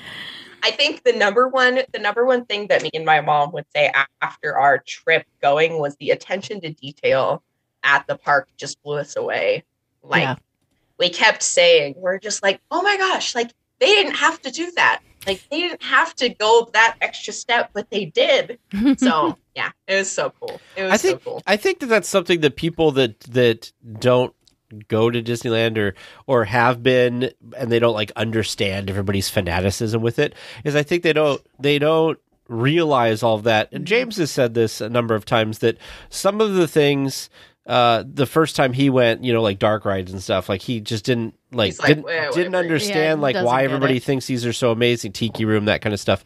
But now that he's done trivia with us and listened to the podcast and all this other stuff, he knows all the details, and now he's like, I love going into the Tiki Room because I know how much like went into this and all of the technology. Yeah. Where like people just take a lot of that for granted. They really do. And so, the magic of Disney is kind of knowing about it. Yeah, and I think that's what made this first trip like really a life-changing trip, was because we went in, like before we went, I mean, we had both been before, but I was 9 years old and she was just trying to like keep her kids safe in an familiar environment. So it was definitely not a trip for appreciating details. And I don't think my parents researched anything before that trip. And so like, they didn't know about FastPass. They didn't know about Fantasmic, and they didn't know about like getting there early. And so it was kind of just like it was just so cool to dive into the history of it. So what was your mom's favorite attraction, or what was her favorite thing? Radiator Springs Racers, I think, was obviously her favorite because, she loves cars. And, the McQueen and Sally song, the Yep. I have like that song, like if it ever even comes on, it makes her cry. So like that's how adorable she is. That's so cute. That's awesome. I can't imagine, first of all, thinking that this place was magical, didn't even really exist. And then you have your favorite movie, and they built an entire magnificent land to it. Replica. Yeah, and so being able to go there, and I know from experience, like Teresa gets a ton of joy at like the lighting ceremony, and she just loves Cars Land. Like I think Cars Land is fine, but like I don't know, Teresa buys into a lot more of the emotional stuff with it, and so your mom must have just been in heaven. Oh, she totally was. We actually, when we went on our first day, like our first ever rope drop, we didn't even go to Disneyland on our first day. We went to DCA first thing. We went to Cars Land first thing. So I think that's a good choice. This was so funny in the movie. Like the light, the stoplight.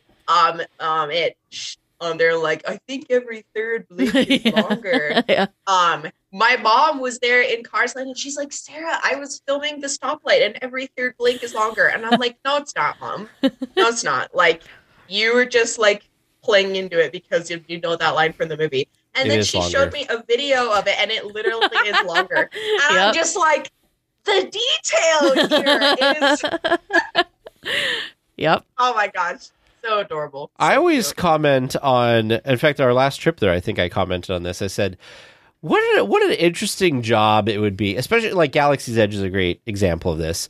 What an interesting job it would be to work for Imagineering, and you get to just go shop weird Find places these, around the world and like, oh yeah, if we combine this with that, it's like a Star Wars something or other, and you stick it on the shelf. Oh my gosh. Or like Cars Land was finding all of those things from like Route 66 and stuff to just kind of sprinkle about the land and make it authentic. It's just so much attention. You know, you'd think like, oh, well, Disney, they could just like fabricate this stuff and it's not a big deal. But they go and find a lot of this stuff. So talking about Easter eggs and talking about going on side notes, have you seen the newest Easter egg in DCA? Are you talking about the have you seen? Yes, is it the Bugs Land? Yes. Oh, yeah. Ant-Man walks around with a tiny shrunken Bugs Land because Whoever he came up wanted with that was brilliant. so brilliant, and it moves. Not only is it like, not only does it exist, Heimlich moves around Heimlich is and- moving around, Flicks Flyers is going. It is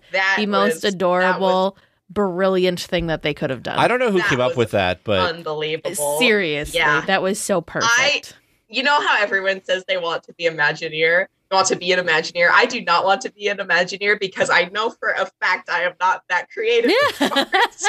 I could maybe come up with the idea, but I wouldn't know how to make it happen. Like if I could just be the person saying, so you know in the movie how the third light's longer, we should do that. Yeah. Like I could do that kind of thing. Well, I could research the movie and like there are people like spitball that the that just they're like the concept people. Yeah. And then there's other people that do the technical work. So you could be the like details person of like, okay, here's what we want. I feel like these are the things.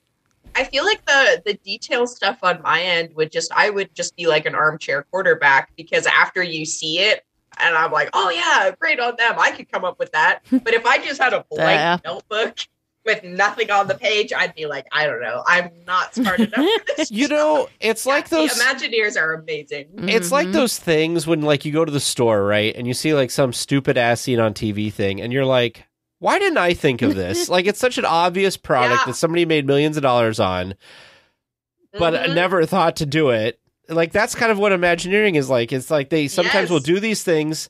You know, some of the effects they did with, like, Rise of the Resistance and stuff, you're like, oh my gosh, in the main, like, hangar bay, they used a mirror, so it looked like there was more AT-ATs hanging it's out that there. big, okay? It is just that big. But anyway, stuff like that, it's like, or Pepper's Ghost in Haunted Mansion. Yeah, the way that I think I've seen on the Imagineering story or something like that is they say they don't want you to walk away thinking, how did they do that?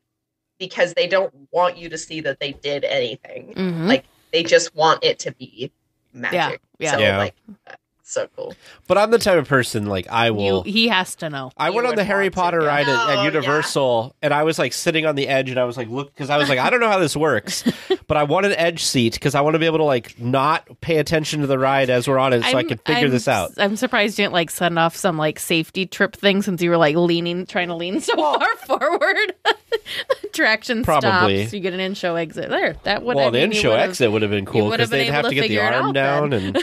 Anyway. So this trip, I mean, was very special because you got to surprise your mom and fulfill a bucket list item and, you know, just do some Disney bonding with her. But it kind of sparked something else that helped you become a different version of a Disney adult. So let's talk about that. So I went in 2017. And oh my gosh, I can't even believe we haven't even gotten to this part of the story yet. So if you know, at Disneyland, it's a lot of work, like exercise wise. Like you are tired, and I was so sore after 3 days that I was just like, I can't go on, but I'm here and I have to. So the part of the next time we went in 2017 and we went in 2018, and I started walking like maybe 4 months before we went in 2018. And so I was like, oh, I'm going to train for Disneyland so I'm not as sore. And so that started like a walking regimen because I didn't want to be so sore. And this is going to be the depressing part, but we went in 2018 with my sister, and we did 5 days, and we got photo pass, and like all the outfits were planned. And I had gained 100 pounds after college, just like unrelated. And I hated like every picture from Yeah. PhotoPass. And it was like, oh my gosh. It was so weird because like I liked all the photos from the year before, but something had happened where I was just like, man, I'm sore. I'm tired. I'm not liking this. And so I just started walking. So I had already started walking. And then I was like, okay, gaining 100 pounds after college is really hard. Like, that's uncomfortable for anyone. And so I was just like, okay, what can I do? And I slowly, it wasn't like a crash diet or anything. I was able to like see a doctor, and I just like started adding in some fruits and vegetables. And then I was able to see a doctor who specializes, and she was able to run some blood work and found out that I was on the verge of almost being pre-diabetic.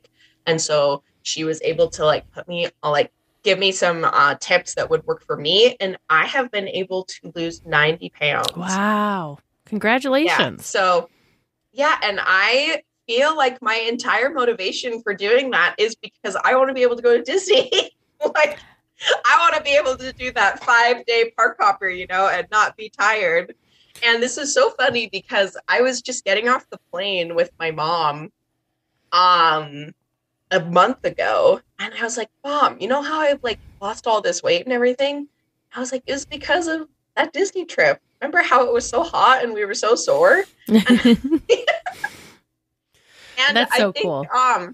Yeah, when you want to lose weight and like make all these lifestyle changes and get healthy and things like that, you have to have like a really good reason. And I think it made me think of like fitness in a different way. It's like, oh, I want to have endurance, and I want to have endurance, and I want to be strong, and I want to be able to walk 20 miles or whatever it is. I think it's 20,000 steps, not 20 miles. I mean, you could. 20 miles a day. You could. Yeah. With how much Especially when the walking. trams weren't working. Yeah. Oh my gosh. Sounds horrible. And it's like, I want to not be miserable when I'm enjoying my vacation. Right. And so it kind of just reframed fitness in my mind, where it's like, you don't have to be able to run a marathon to be fit. Like, you don't even have to be able to run at all to be fit. And so I feel like my fitness goals kind of revolve around my Disney trips being as least misery as possible. I mean, that's a great motivator. Mm-hmm. You know, I'm always surprised in myself because when James and I went to Disney World, it was crazy hot and crazy humid, and like that will take it out of you in general. Florida and just- we were there. Yeah. 8 days or something. We did like a day in Universal and like 7 days or something in the parks. And I don't know how, but there's something for me at a Disney park that I can get up in the morning on like not much sleep. I can walk all day long and I'm a little tired, but like I get through it and I get back to the hotel and like I'm sore or whatever. I take a shower, especially in like Florida where it's like gross all day. Oh my God. And then I just fall asleep and then do it all the next day. And if I was doing that amount of physical activity and I was at home, I wouldn't even get out of bed the next day. Yeah, exactly. Yeah, but there's something about Disney. Disney. I can't do that. Like, I'm even now, even though I've lost weight and I go to the gym often and I walk, and like, I mean, my average steps at the time were like 3,000 steps a day, and that was like for the year. And if you like, I think I've been able to double that. So I'm getting a lot more steps as like a cumulative total now. But how miserable I was walking on that awesome fun trip. I was just like, I don't want to be this miserable again. I gotta use you as a motivator because I feel the same way that you did. Like, I'll look at PhotoPass photos, especially from like our recent trips, and like I don't know what's happened to me over the last couple of years, but like I've gained some weight and like just become unhealthy and all this stuff. And sometimes I'll look at pictures and I'm like, I look terrible. I hate how I look in this picture or whatever. And like I want to do better. In fact, this is a failure of mine. I wanted to be a lot better for Teresa's wedding. I was like, oh, I want to get down to my goal weight by Teresa's wedding. I've got time. Right. And then like the pandemic happened, which gave me like an extra like couple years. It didn't matter. Yeah. And so then recently, this is kind of off topic in a way, but recently I had never, and I know for some people this doesn't sound like a big deal, but it was for me. For a long time, like forever, I had never been over 200 pounds. And the thing with my body is like, I hold it all in my stomach. So like, it just looks terrible. It's like the one place, like if it spreads out, like I wouldn't look proportional. Like, chunky. Yeah. Like, But I've got this thing anyway, but like 4 or 5 months ago, I was over 200 pounds and I was like, I thought like, well, at least I've never been over 200 pounds. And so I'm still am. And so like, I need to like get back off of it. In fact, James and I were talking tonight about trying to get back on. We did Weight Watchers for a while, and I dropped like 20 pounds doing Weight Watchers. Yeah. Then we got exchange students the first time a couple years ago, and we started eating poorly again. So I think we're going to start doing that again. And, I'm thinking, taking your advice and thinking about Disney and be like, you know what? I want to look good in those photos. Do you just not get sore at the parks from all the walking? My legs get a little sore, but I feel like I just power through, like, whatever. I'm just going to, I am, even though I've lost the weight and I work out, like I am still like, maybe I just need to go to a doctor for my feet and legs or something like that. So Sarah, what I have started doing, was trying to do, and the times I was doing it, it was very helpful, is I do some yoga before bed during do some stretches. Doing some stretching. I think it makes a huge difference because your muscles are just you're go, and then all of a sudden you just stop for the night. And I think that's the go to then stop is kind of the problem. My like pre-Disney training is walking. Obviously extra walking. Maybe I should add like yoga and stretching to my pre-Disney trip training. She warned me. She goes, just so you know, like I'm going to do some of these stretches. Don't like make fun of me or whatever. I invited him to do that. And one of the first night I did some with her and I'm like, this feels really good. Like you'll have to send me your your top, I'll send you the app. We'll have to post that in the show notes. Yep, we'll post it in the show notes. But I just want to say, Sarah, like that's incredible. That's really cool. I mean, yay that it was Disney, but I mean, it was you that did it. And I'm glad that Disney was kind of that spark and that thing that kept it going for you because you don't just do that big of a lifestyle change overnight. That takes a lot of hard work and dedication. And then it was like 3 years probably working on it. That's not easy. It's hard enough for some people, myself included, to start a diet and like stick with it for, a month. Oh my gosh. I have that's to say, incredible. I found a doctor and this is all she does. And she was so incredibly supportive. And I couldn't do it without like actual professional help. So like if you're out there and you're dieting, it is not your fault if you want to give up because you can't do this without professional like advice. So one of my friends, she lost like 200 and something pounds. And what happened with her was she said that like you could eat a lot of things, you just have to like prepare them in like a healthy way and substitute certain things and stuff. And then she said the important thing to remember that a lot of people don't do when they're dieting is you have to allow yourself to have like a cheat, like you can still have a piece of cake, but just have a smaller piece of cake and only have it like once a week instead of like every night after dinner. You mean I can't have 4 brownies nightly? I mean, that's what I've done. Look at me. The trick that my doctor taught me was she told me how blood sugar works. Oh. And when you have elevated blood sugar, you have more cravings. And your cells don't get the like signal that you're full. And so she's like, for Thanksgiving and Christmas and things like that, like don't eat all the sugar leading up to the day and eat sugar and carbs on the day too. She's like, you need to give your cells like time to use all that sugar you just ate. And so explaining it in like a medical way was like, this is how blood sugar works. And I was like, oh, I didn't know that. Yeah. So. Wow. Yeah. I didn't know that either. I learned something new. Now, is other than like you're walking and like did you get any tips or do you do anything different at the parks? Because the parks is so hard. Oh my gosh, yeah, I do. I try to get protein in at the parks. Okay. Like as far as like eating, she also says eat a good amount of protein and fat early in the morning. There you go. Bengal barbecue for breakfast. Yeah. Yeah. So I try to just go for like whatever has the most bang for your buck on protein. I'm not a sweets person. Oh, so, yeah, then like, you're fine. Yeah, I know. The people who have a real sweet tooth, I'm so sorry. It is such an affliction if you're trying to like. Well, Disney does like so much with the sweets. Yeah. Like, it's they really impossible. Go crazy with the sweets. Yeah. I get the sweet tooth from my mom. Yeah.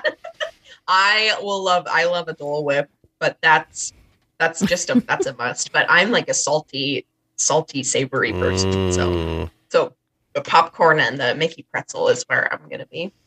That's not too bad though. That's a lot better than like, a bunch of ice cream and macarons and there's an awful lot of butter on that popcorn. Though. There is. Oh, let's not pretend it's so that good. The butter is all that. Oh my God, it's so good. It's so good, yeah. Disney just needs to stop coming out with sweets because, like, a lot of and it looks so cool. Like it's very appealing. Like visually, you're like, look, it's a cute little Mickey. Nom. Well, and they're beautiful. Like their desserts are just beautiful too. So maybe they just need to make them slightly more pretty. So then it's like too pretty. How could I eat it? I can't like stick my spoon in that and mess it up. My big gripe with Disney right now is that in the app where you can like say you're going to get like a chicken strip basket, your option is a whole bunch of fries or one Cuties orange. Yeah, and so they.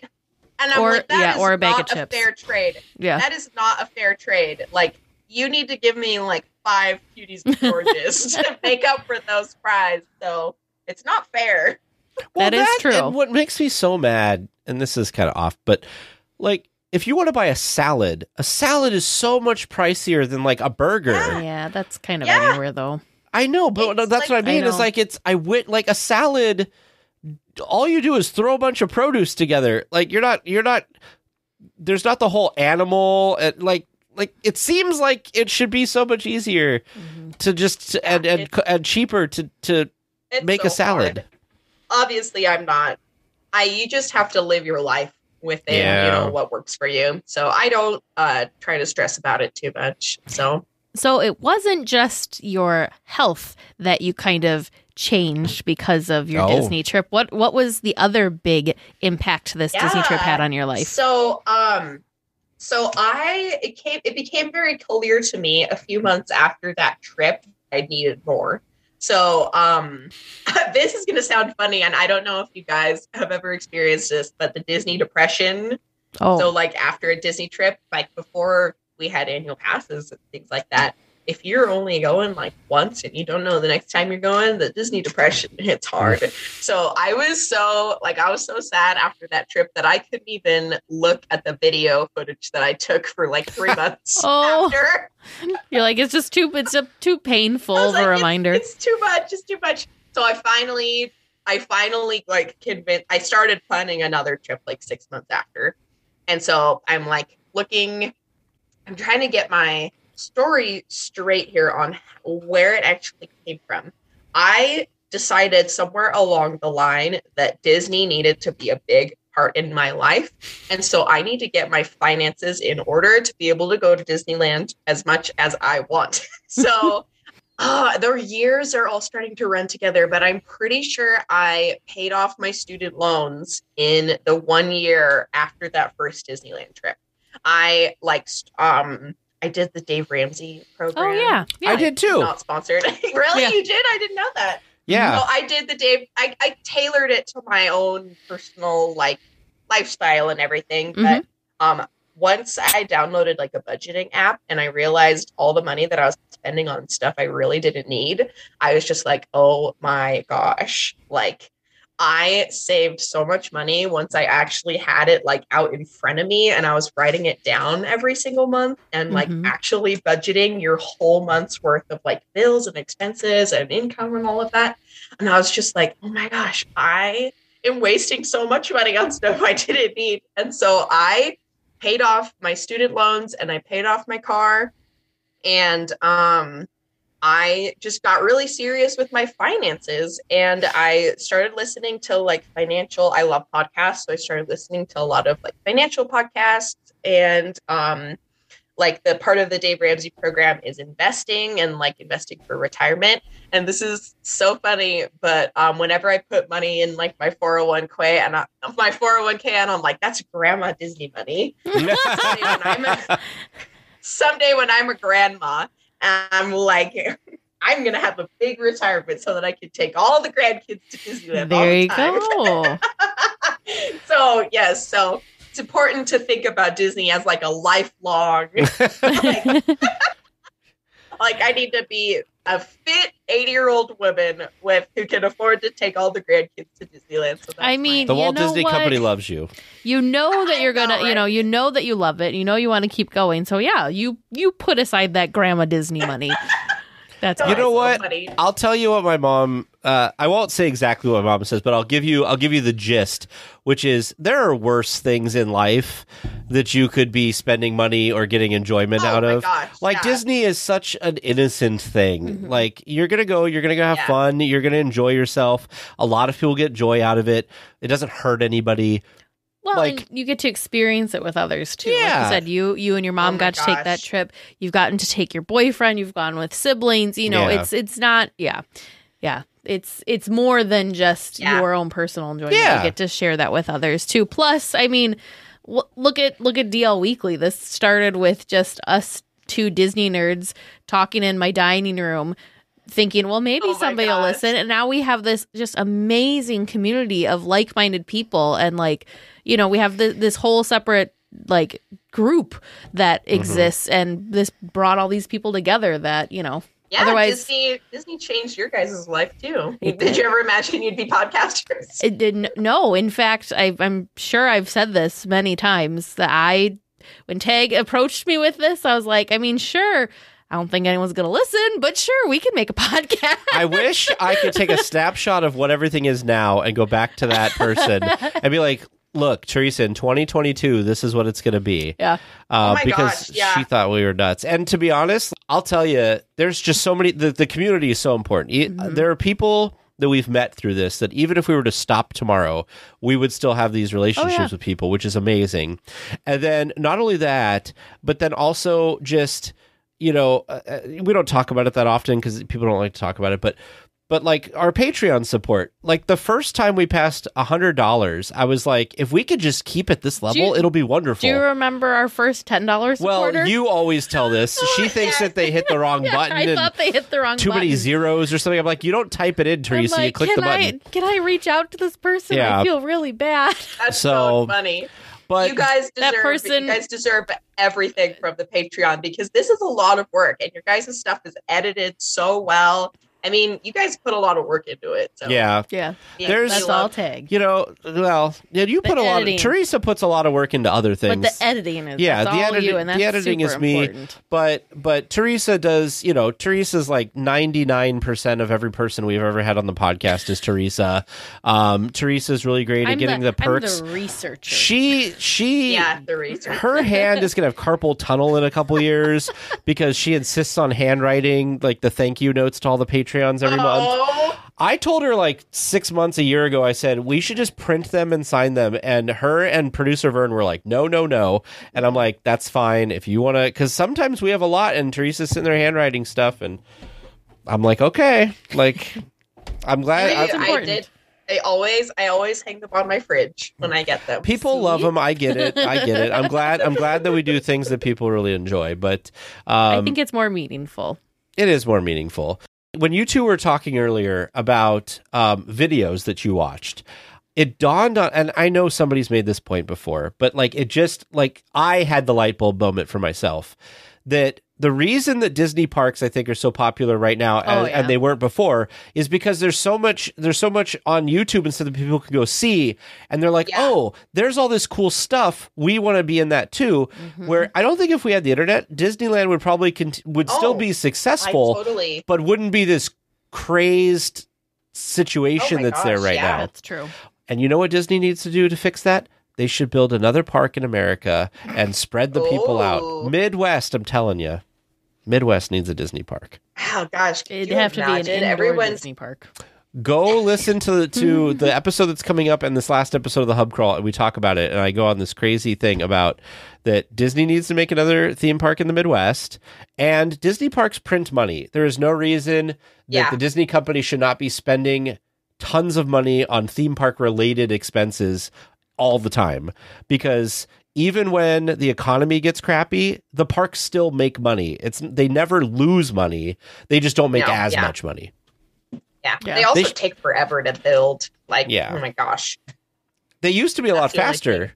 Yeah, why are they so slow? Like, poor Disney World, like Tron, and I think they've had their Disney World Railroad. Oh, yeah, that's been closed forever. Gosh. 5 years? Is it? Yeah, it's been a long time. I think they said they were testing it recently, so I think it's coming back soon. There's hope. But yeah, I went on a rant all about this last night about how Disney, like every 10 years, there's a financial problem, right? There was like 9/11, there was the housing crisis, there was COVID. And they wait like 8 years of making tons of money to finally be like, yeah, we should spend something. And then the next thing happens and they cancel a bunch of stuff.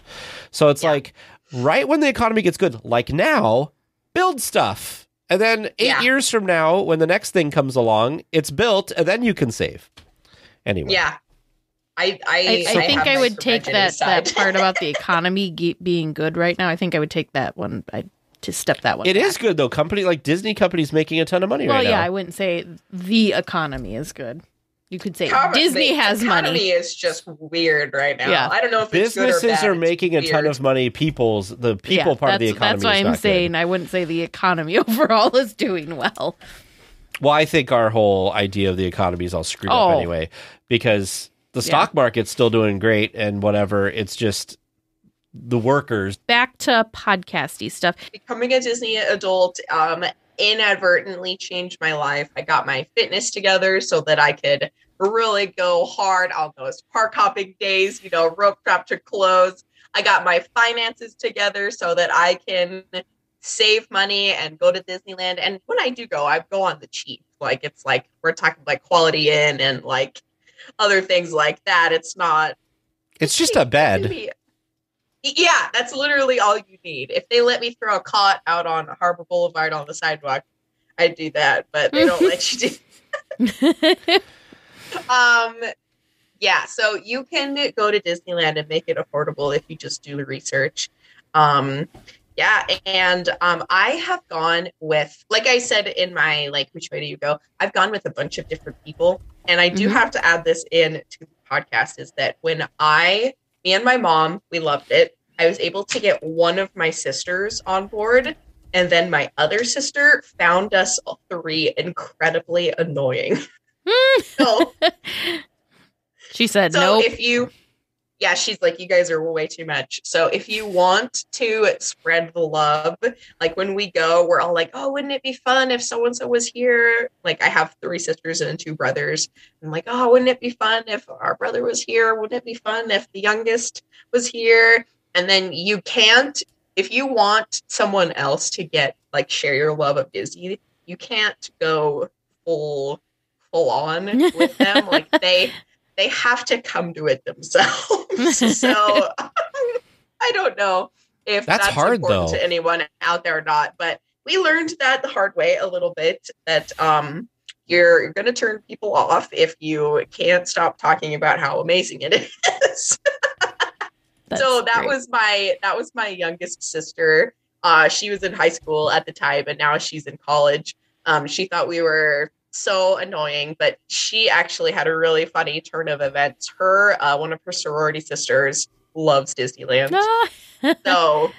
So she finally came around, and she was like, oh my gosh, you guys, I met someone who's my age who loves Disneyland. And so,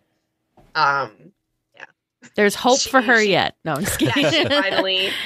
She finally went with us. She finally went with us this last year. And I have another sister who just moved to LA, and she's an hour from Disneyland. There you And go. she's not totally like signed up yet. You know, she's gone once and she really enjoyed it, but she hasn't like dove in yet. And she's bringing her husband for the first time, actually for Star Wars night.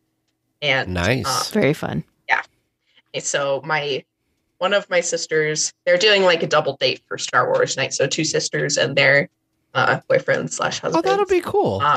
They're going to Star Wars night, and so we're hoping to scheme and scam to get them to buy annual passes because they're going to be. They got to the last day of the ticket to take that and turn it into an annual pass. I know. Mm-hmm. Yeah, but me and my sister, the one who does love Disneyland, Teresa. Teresa. Thank you. Good name. Good name. Yes, you know, right? Her and I are talking about like she's committed to like go and add an extra day to the trip. Like she's on board, and I haven't brought up the annual pass thing yet. And so we're always scheming to like, oh, do you think she's gonna like it, or she's gonna like this? So you got to do it from a budget standpoint too, because if you get the annual pass, you save so much money on discounts on food and merchandise. If you're going enough. Yeah. Honestly, my Teresa, my sister's boyfriend, he isn't even that much of a Disneyland fan, but he might get the annual pass because they're going for Star Wars night and like a 3-day trip. And then they're going for her 25th birthday in September. And when you look at the cost, if you're going to go twice, it is better to get the Enchant pass. So Yep. He might end up getting one, even though he's not even that crazy about it. But if he has it, he might use it some more times, and then I'm sure they would. Slippery slope. So speaking of like wrapping this up, so I became an annual pass holder in 2019. I paid off my student loans in 2018. My mom became an annual pass holder in 2021, and so did my sister. And so if you look back at where I was, you know, before I thought this could even be imaginable, I have gone in a 12-month period. This is going to sound insane, but I've gone 5 times in a 12-month period. So like when they opened last year, I've gone 5 times. You're making up for the year it was closed. Yes, that's all I say is that we all had a bunch of PTO saved up and everybody wanted to go. So that's the only reason. I don't plan on going 5 times a year. Every year. I probably twice. So if you today could go back and tell you of a few years ago where you'd be now, you probably wouldn't believe yourself. I know. It'd be unbelievable. It would just be like, did you know that in the year 2021, you will be, actually it was 2019, you will become an annual pass holder to Disneyland and your mom will too. It was so cute when my mom got her annual pass. It was so cool. So I remember when Teresa got hers, we had to take a picture because she turned around from the booth and she had the card. Yes, and we took a picture. I did that too. I think me and Teresa are on a similar path for the annual passes because I got the Flex Pass like in whenever it came out, 2019. Yep. I got the Flex Pass when it came out in 2019, and I was the only one out of my family who was brave enough to do it because Teresa, you got it and you didn't tag for a little while. I didn't because that year we had exchange students, and so I didn't think we would use it. And then 2020 rolled around, and we had this other trip planned, and so we said, you know what, I'm going to upgrade when we go in April, and then March everything shut down. Yeah, so you didn't get to be a legacy pass holder. No, but that's okay. I'm just glad that I'm a key holder right now, and I was a pass holder a while, back in the early 2000s. Yeah, when the premium deluxe pass, like the thing that like got you, there was no blackouts, free tier. parking, everything was $5. It was 200. The very first year, I think it was like $199, and then it was $229, and then it started going up from there. And I think the last time I bought it was, I think it was like $3 something. But then I moved to the Midwest, and then I didn't go for years. No. And then I went again in like 2012, I think it was, or 2013, and then I didn't go again until we went to Disney World in 15. Oh, we went for a wedding, our wedding honeymoon, and then 2019. But now we get to go more often, and then we think it's so weird because it's. I want to. I don't say it.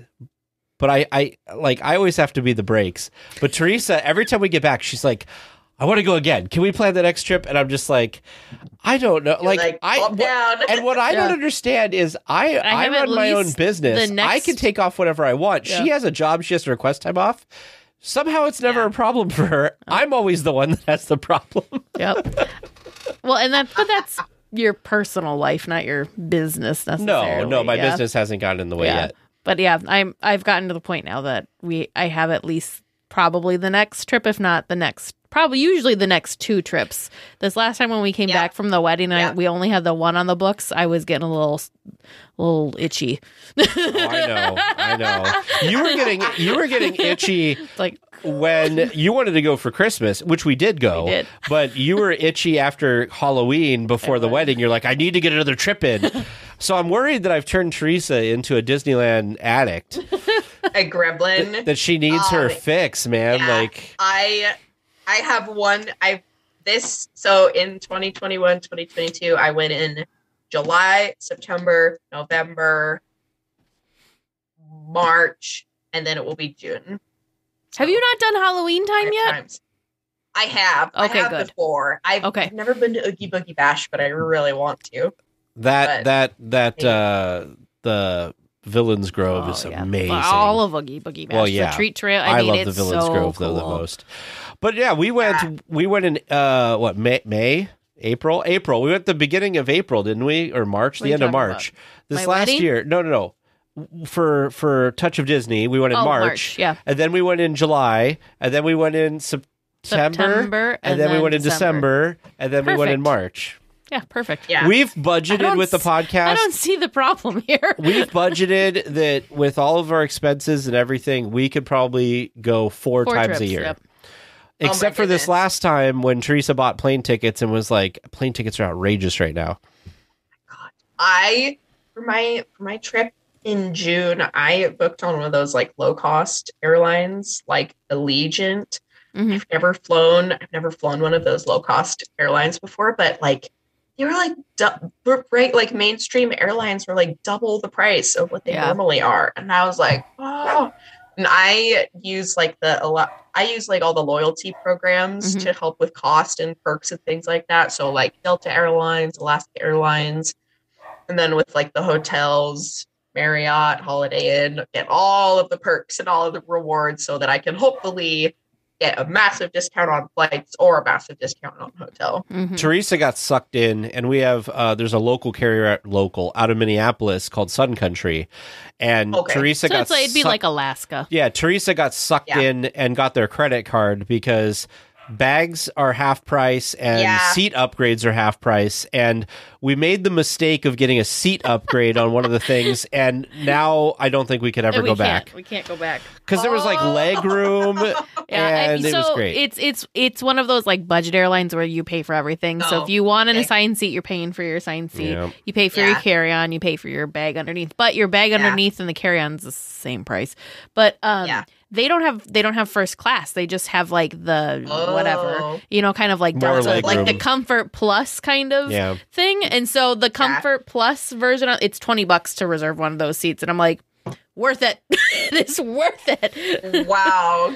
So bougie. You're so fancy. The only thing that I wish they would do, and this would, in fact, our little planes that go out of La Crosse, if we had a little plane like that would go all the way to California would be wonderful, because I really want a window seat, but I lose out every time to Teresa. Yeah. But the little puddle jumpers that go from here to Minneapolis have a single row. If we had that, Teresa could have a window, and I could, because she doesn't want to be next to anybody. No, I don't. I try to pretend there's nobody else on the plane with me. You're so funny. I like to look out the window. I'm super lucky that I have four airports within 2-hour drive of me. So there's like Tri-Cities, Spokane, Walla Walla, Pullman, and Lewiston. Oh, wow. So like we can like really price check. Yeah, no kidding. And it's like, oh, okay, it looks like we're going to Tri-Cities. We have a bunch of tiny ones. We've got La Crosse. Yeah. We've got Madison, which we've never flown out of. We have Rochester about 45 minutes away, and James and I flew out of there, I think, once. And then there's Minneapolis, and usually Minneapolis is what we have to do. Yeah. Because out from La Crosse to Minneapolis and then Minneapolis to California, it always adds it doubles the price. And it's like, well, I guess we're driving 2 hours and paying for the parking. And And then when we come back, we have to drive 2 hours home. And anyway. All right. So if you could work at Disneyland, what would you do? Sky's the limit. Could be any job, made up, real, whatever. What would you like to do? I have thought about this one, and even though I have absolutely no experience in like technology and apps and things, let's pretend that I did. I would want to work on the Disneyland app because I am totally fascinated with like the wait times and Genie Plus and mobile order. And I just think it is so organized, and I love it, but I just want to make it better. And I also really, really want to know how they do those wait times. Like they're so accurate. Like they're like shockingly accurate. And I would just love to see all the data that they have, because the data behind the scenes of that app would be just so cool to see. I'm dying to see it. I'd be curious to see. I don't know why. With mobile order, how do they figure out the your arrival window stuff and Yeah. My guess is they do it like they do the fast pass. My guess is for a location, they know how many things they can get out in a certain time frame, and then they say, okay, it's 1 o'clock, but see, and we've had 10 mobile orders, so now it's like 1:20. I want to know how many mobile orders per slot Bengal Barbecue's doing, or that kind of weird stuff, because it is interesting to me because sometimes. When you're in the app, you'll be, starting your order and it's like, oh, I'm sorry, that window's not available.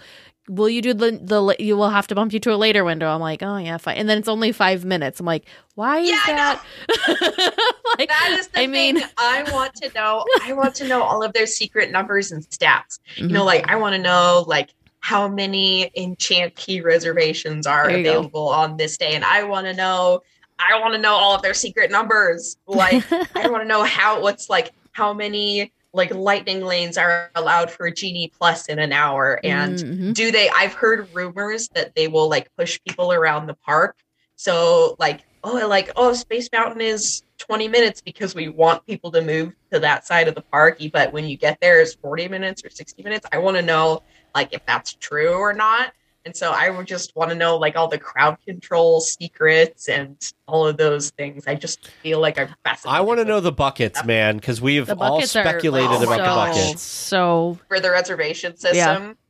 That's such a tight, you can't crack that one. That one's such a weird, its own little thing. It would be really interesting. Honestly, Ken Potrock seems like a cool He guy. seems very cool. I want to meet him. Ken, you can get Ken off to the side. Ken and be like, here's the deal. We've got four. Don't tell anybody I said this, but we got 4 buckets, and we only put 3 reservations in each bucket. 3 reservations. People think it's thousands, but it's 3. Yeah. I mean, sometimes late at night, I log into the portal and I just move the slider around and freak people out. I mean, they could, because it's working to their advantage. Yeah. Because it's creating even more FOMO than what YouTube and social media has created with Disneyland. Because people just grab reservations to grab them. Yeah. You can put me on record. I am in support of the reservation system for pass holders, and I will summarize it in one sentence. I think they were allowed to get used to something that they shouldn't have gotten used to. So I think I saw a tweet or something like this on Twitter that was Southern Californians were treating going to Disneyland like going to the mall. Yeah. Mhm. And it really is something special, and you need to it's most iconic theme park in the world. Yeah. If you think about it. And I think it should be treated like something special, not I mean, like, you can argue, but I think there's going to be a new era with like the reservation system, and in 10 years it's going to look different. Hopefully everybody's happy with what it looks like, or even in 5 years.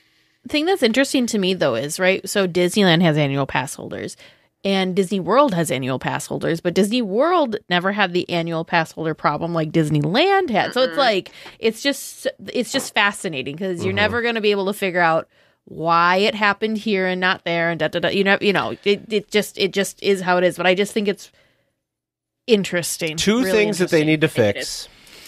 One, I don't know what the answer is. They need to find a way to discourage pass holders from reserving a day just in case. Yeah.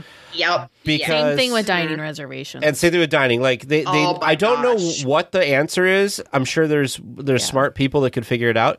The other thing is, I feel like non-annual pass stuff, when you buy a ticket, you have to say what day you're going to be there. I think that they should just have, if you're going to buy a day ticket or a 5-day ticket or whatever, you put in the day you want to go, and like that also gets you the reservation. And you can't buy a ticket if there's not a reservation for that day, because too many people don't realize when they buy their ticket that they have to then get a reservation. Yeah. And so we saw somebody when it started, like outside the ticket booth, they're like, they told us we're out of luck. Like, we got here today from out of town and we can't get in the park. Yeah. I would probably cry if I worked front gate or ticket or worked at the turnstiles. It'd be awful. Because even just like in the Facebook groups that I'm in, people are like, we like booked flights and everything for a spring break trip, and we didn't realize there were reservations. And I'm sure it happens a lot. The other which is issue really sad is, and again, it's created because of the internet, is the expectation of Disney magic. So I also wonder how many people knowingly don't have a reservation, and they're like, oh, it's Disney, they've got excellent customer service. You know what I mean? Like, not this. No, I know, because they can't, because there's too many of them. So I feel like I'm really sad, because I think Disney magic is kind of going to become a thing of the past, because they just can't do it anymore, because there's an expectation for it, which really breaks my heart. I've heard about that, actually, and it is sad, because when you expect it, then it's just being entitled. It's not even magic anymore. Well, Sarah, it has been wonderful talking to you this evening and hearing this lovely story about your mom. I'm so glad that she's a pass holder or a magic key holder now. I'm still just like amazed that this one trip changed your life and changed your family's life so much. Like, it's so funny. It makes total sense, though, like how that trip impacted your health and your finances as it was going happening. forward. Yeah, as it was happening, I didn't realize the change that it was having. Yeah. So I like I said, I realized this about a month ago when I was getting off a plane from a trip, and I was like, Mom, like, I just lost weight and like paid off my student loans so that I could just keep going to Disney more. And she's like, that's so funny, Sarah. And then I tweeted it on Twitter like a couple days after we got back, and I don't know if it went crazy viral, but it got like more likes and retweets than I've gotten in a while. It's because it's interesting and it's neat, and I think people can, especially like Disney fans, like, yes, we get it just from the love of the park standpoint, but then we also get it like, oh yeah, I mean, I never thought about how much crazy walking you do and how that could then translate over into your quote unquote normal life. And same thing with, well, if you're budgeting for your trip, why not expand that to your life? It makes total sense when you put it out there, but I didn't really think of the two things connecting until you said that it did for you. And I was like, wow, that's like secretively brilliant. Like, I know. Yes. Like, just kind of happened out of nowhere.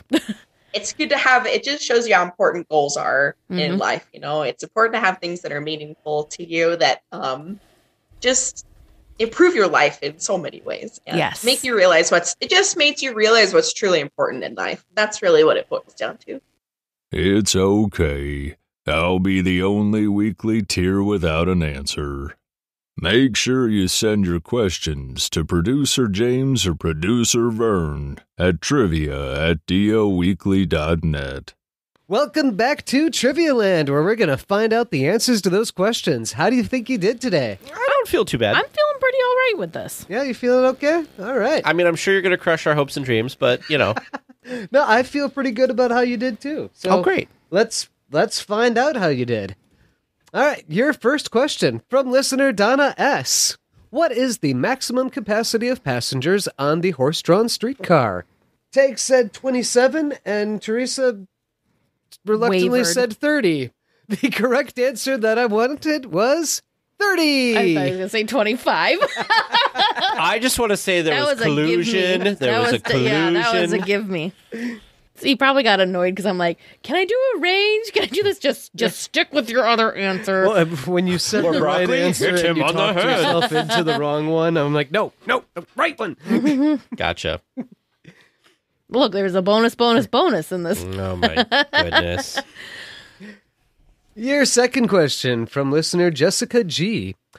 All behind areas signs read cast members only, except for 2 signs in the park that read employees only. Where are they?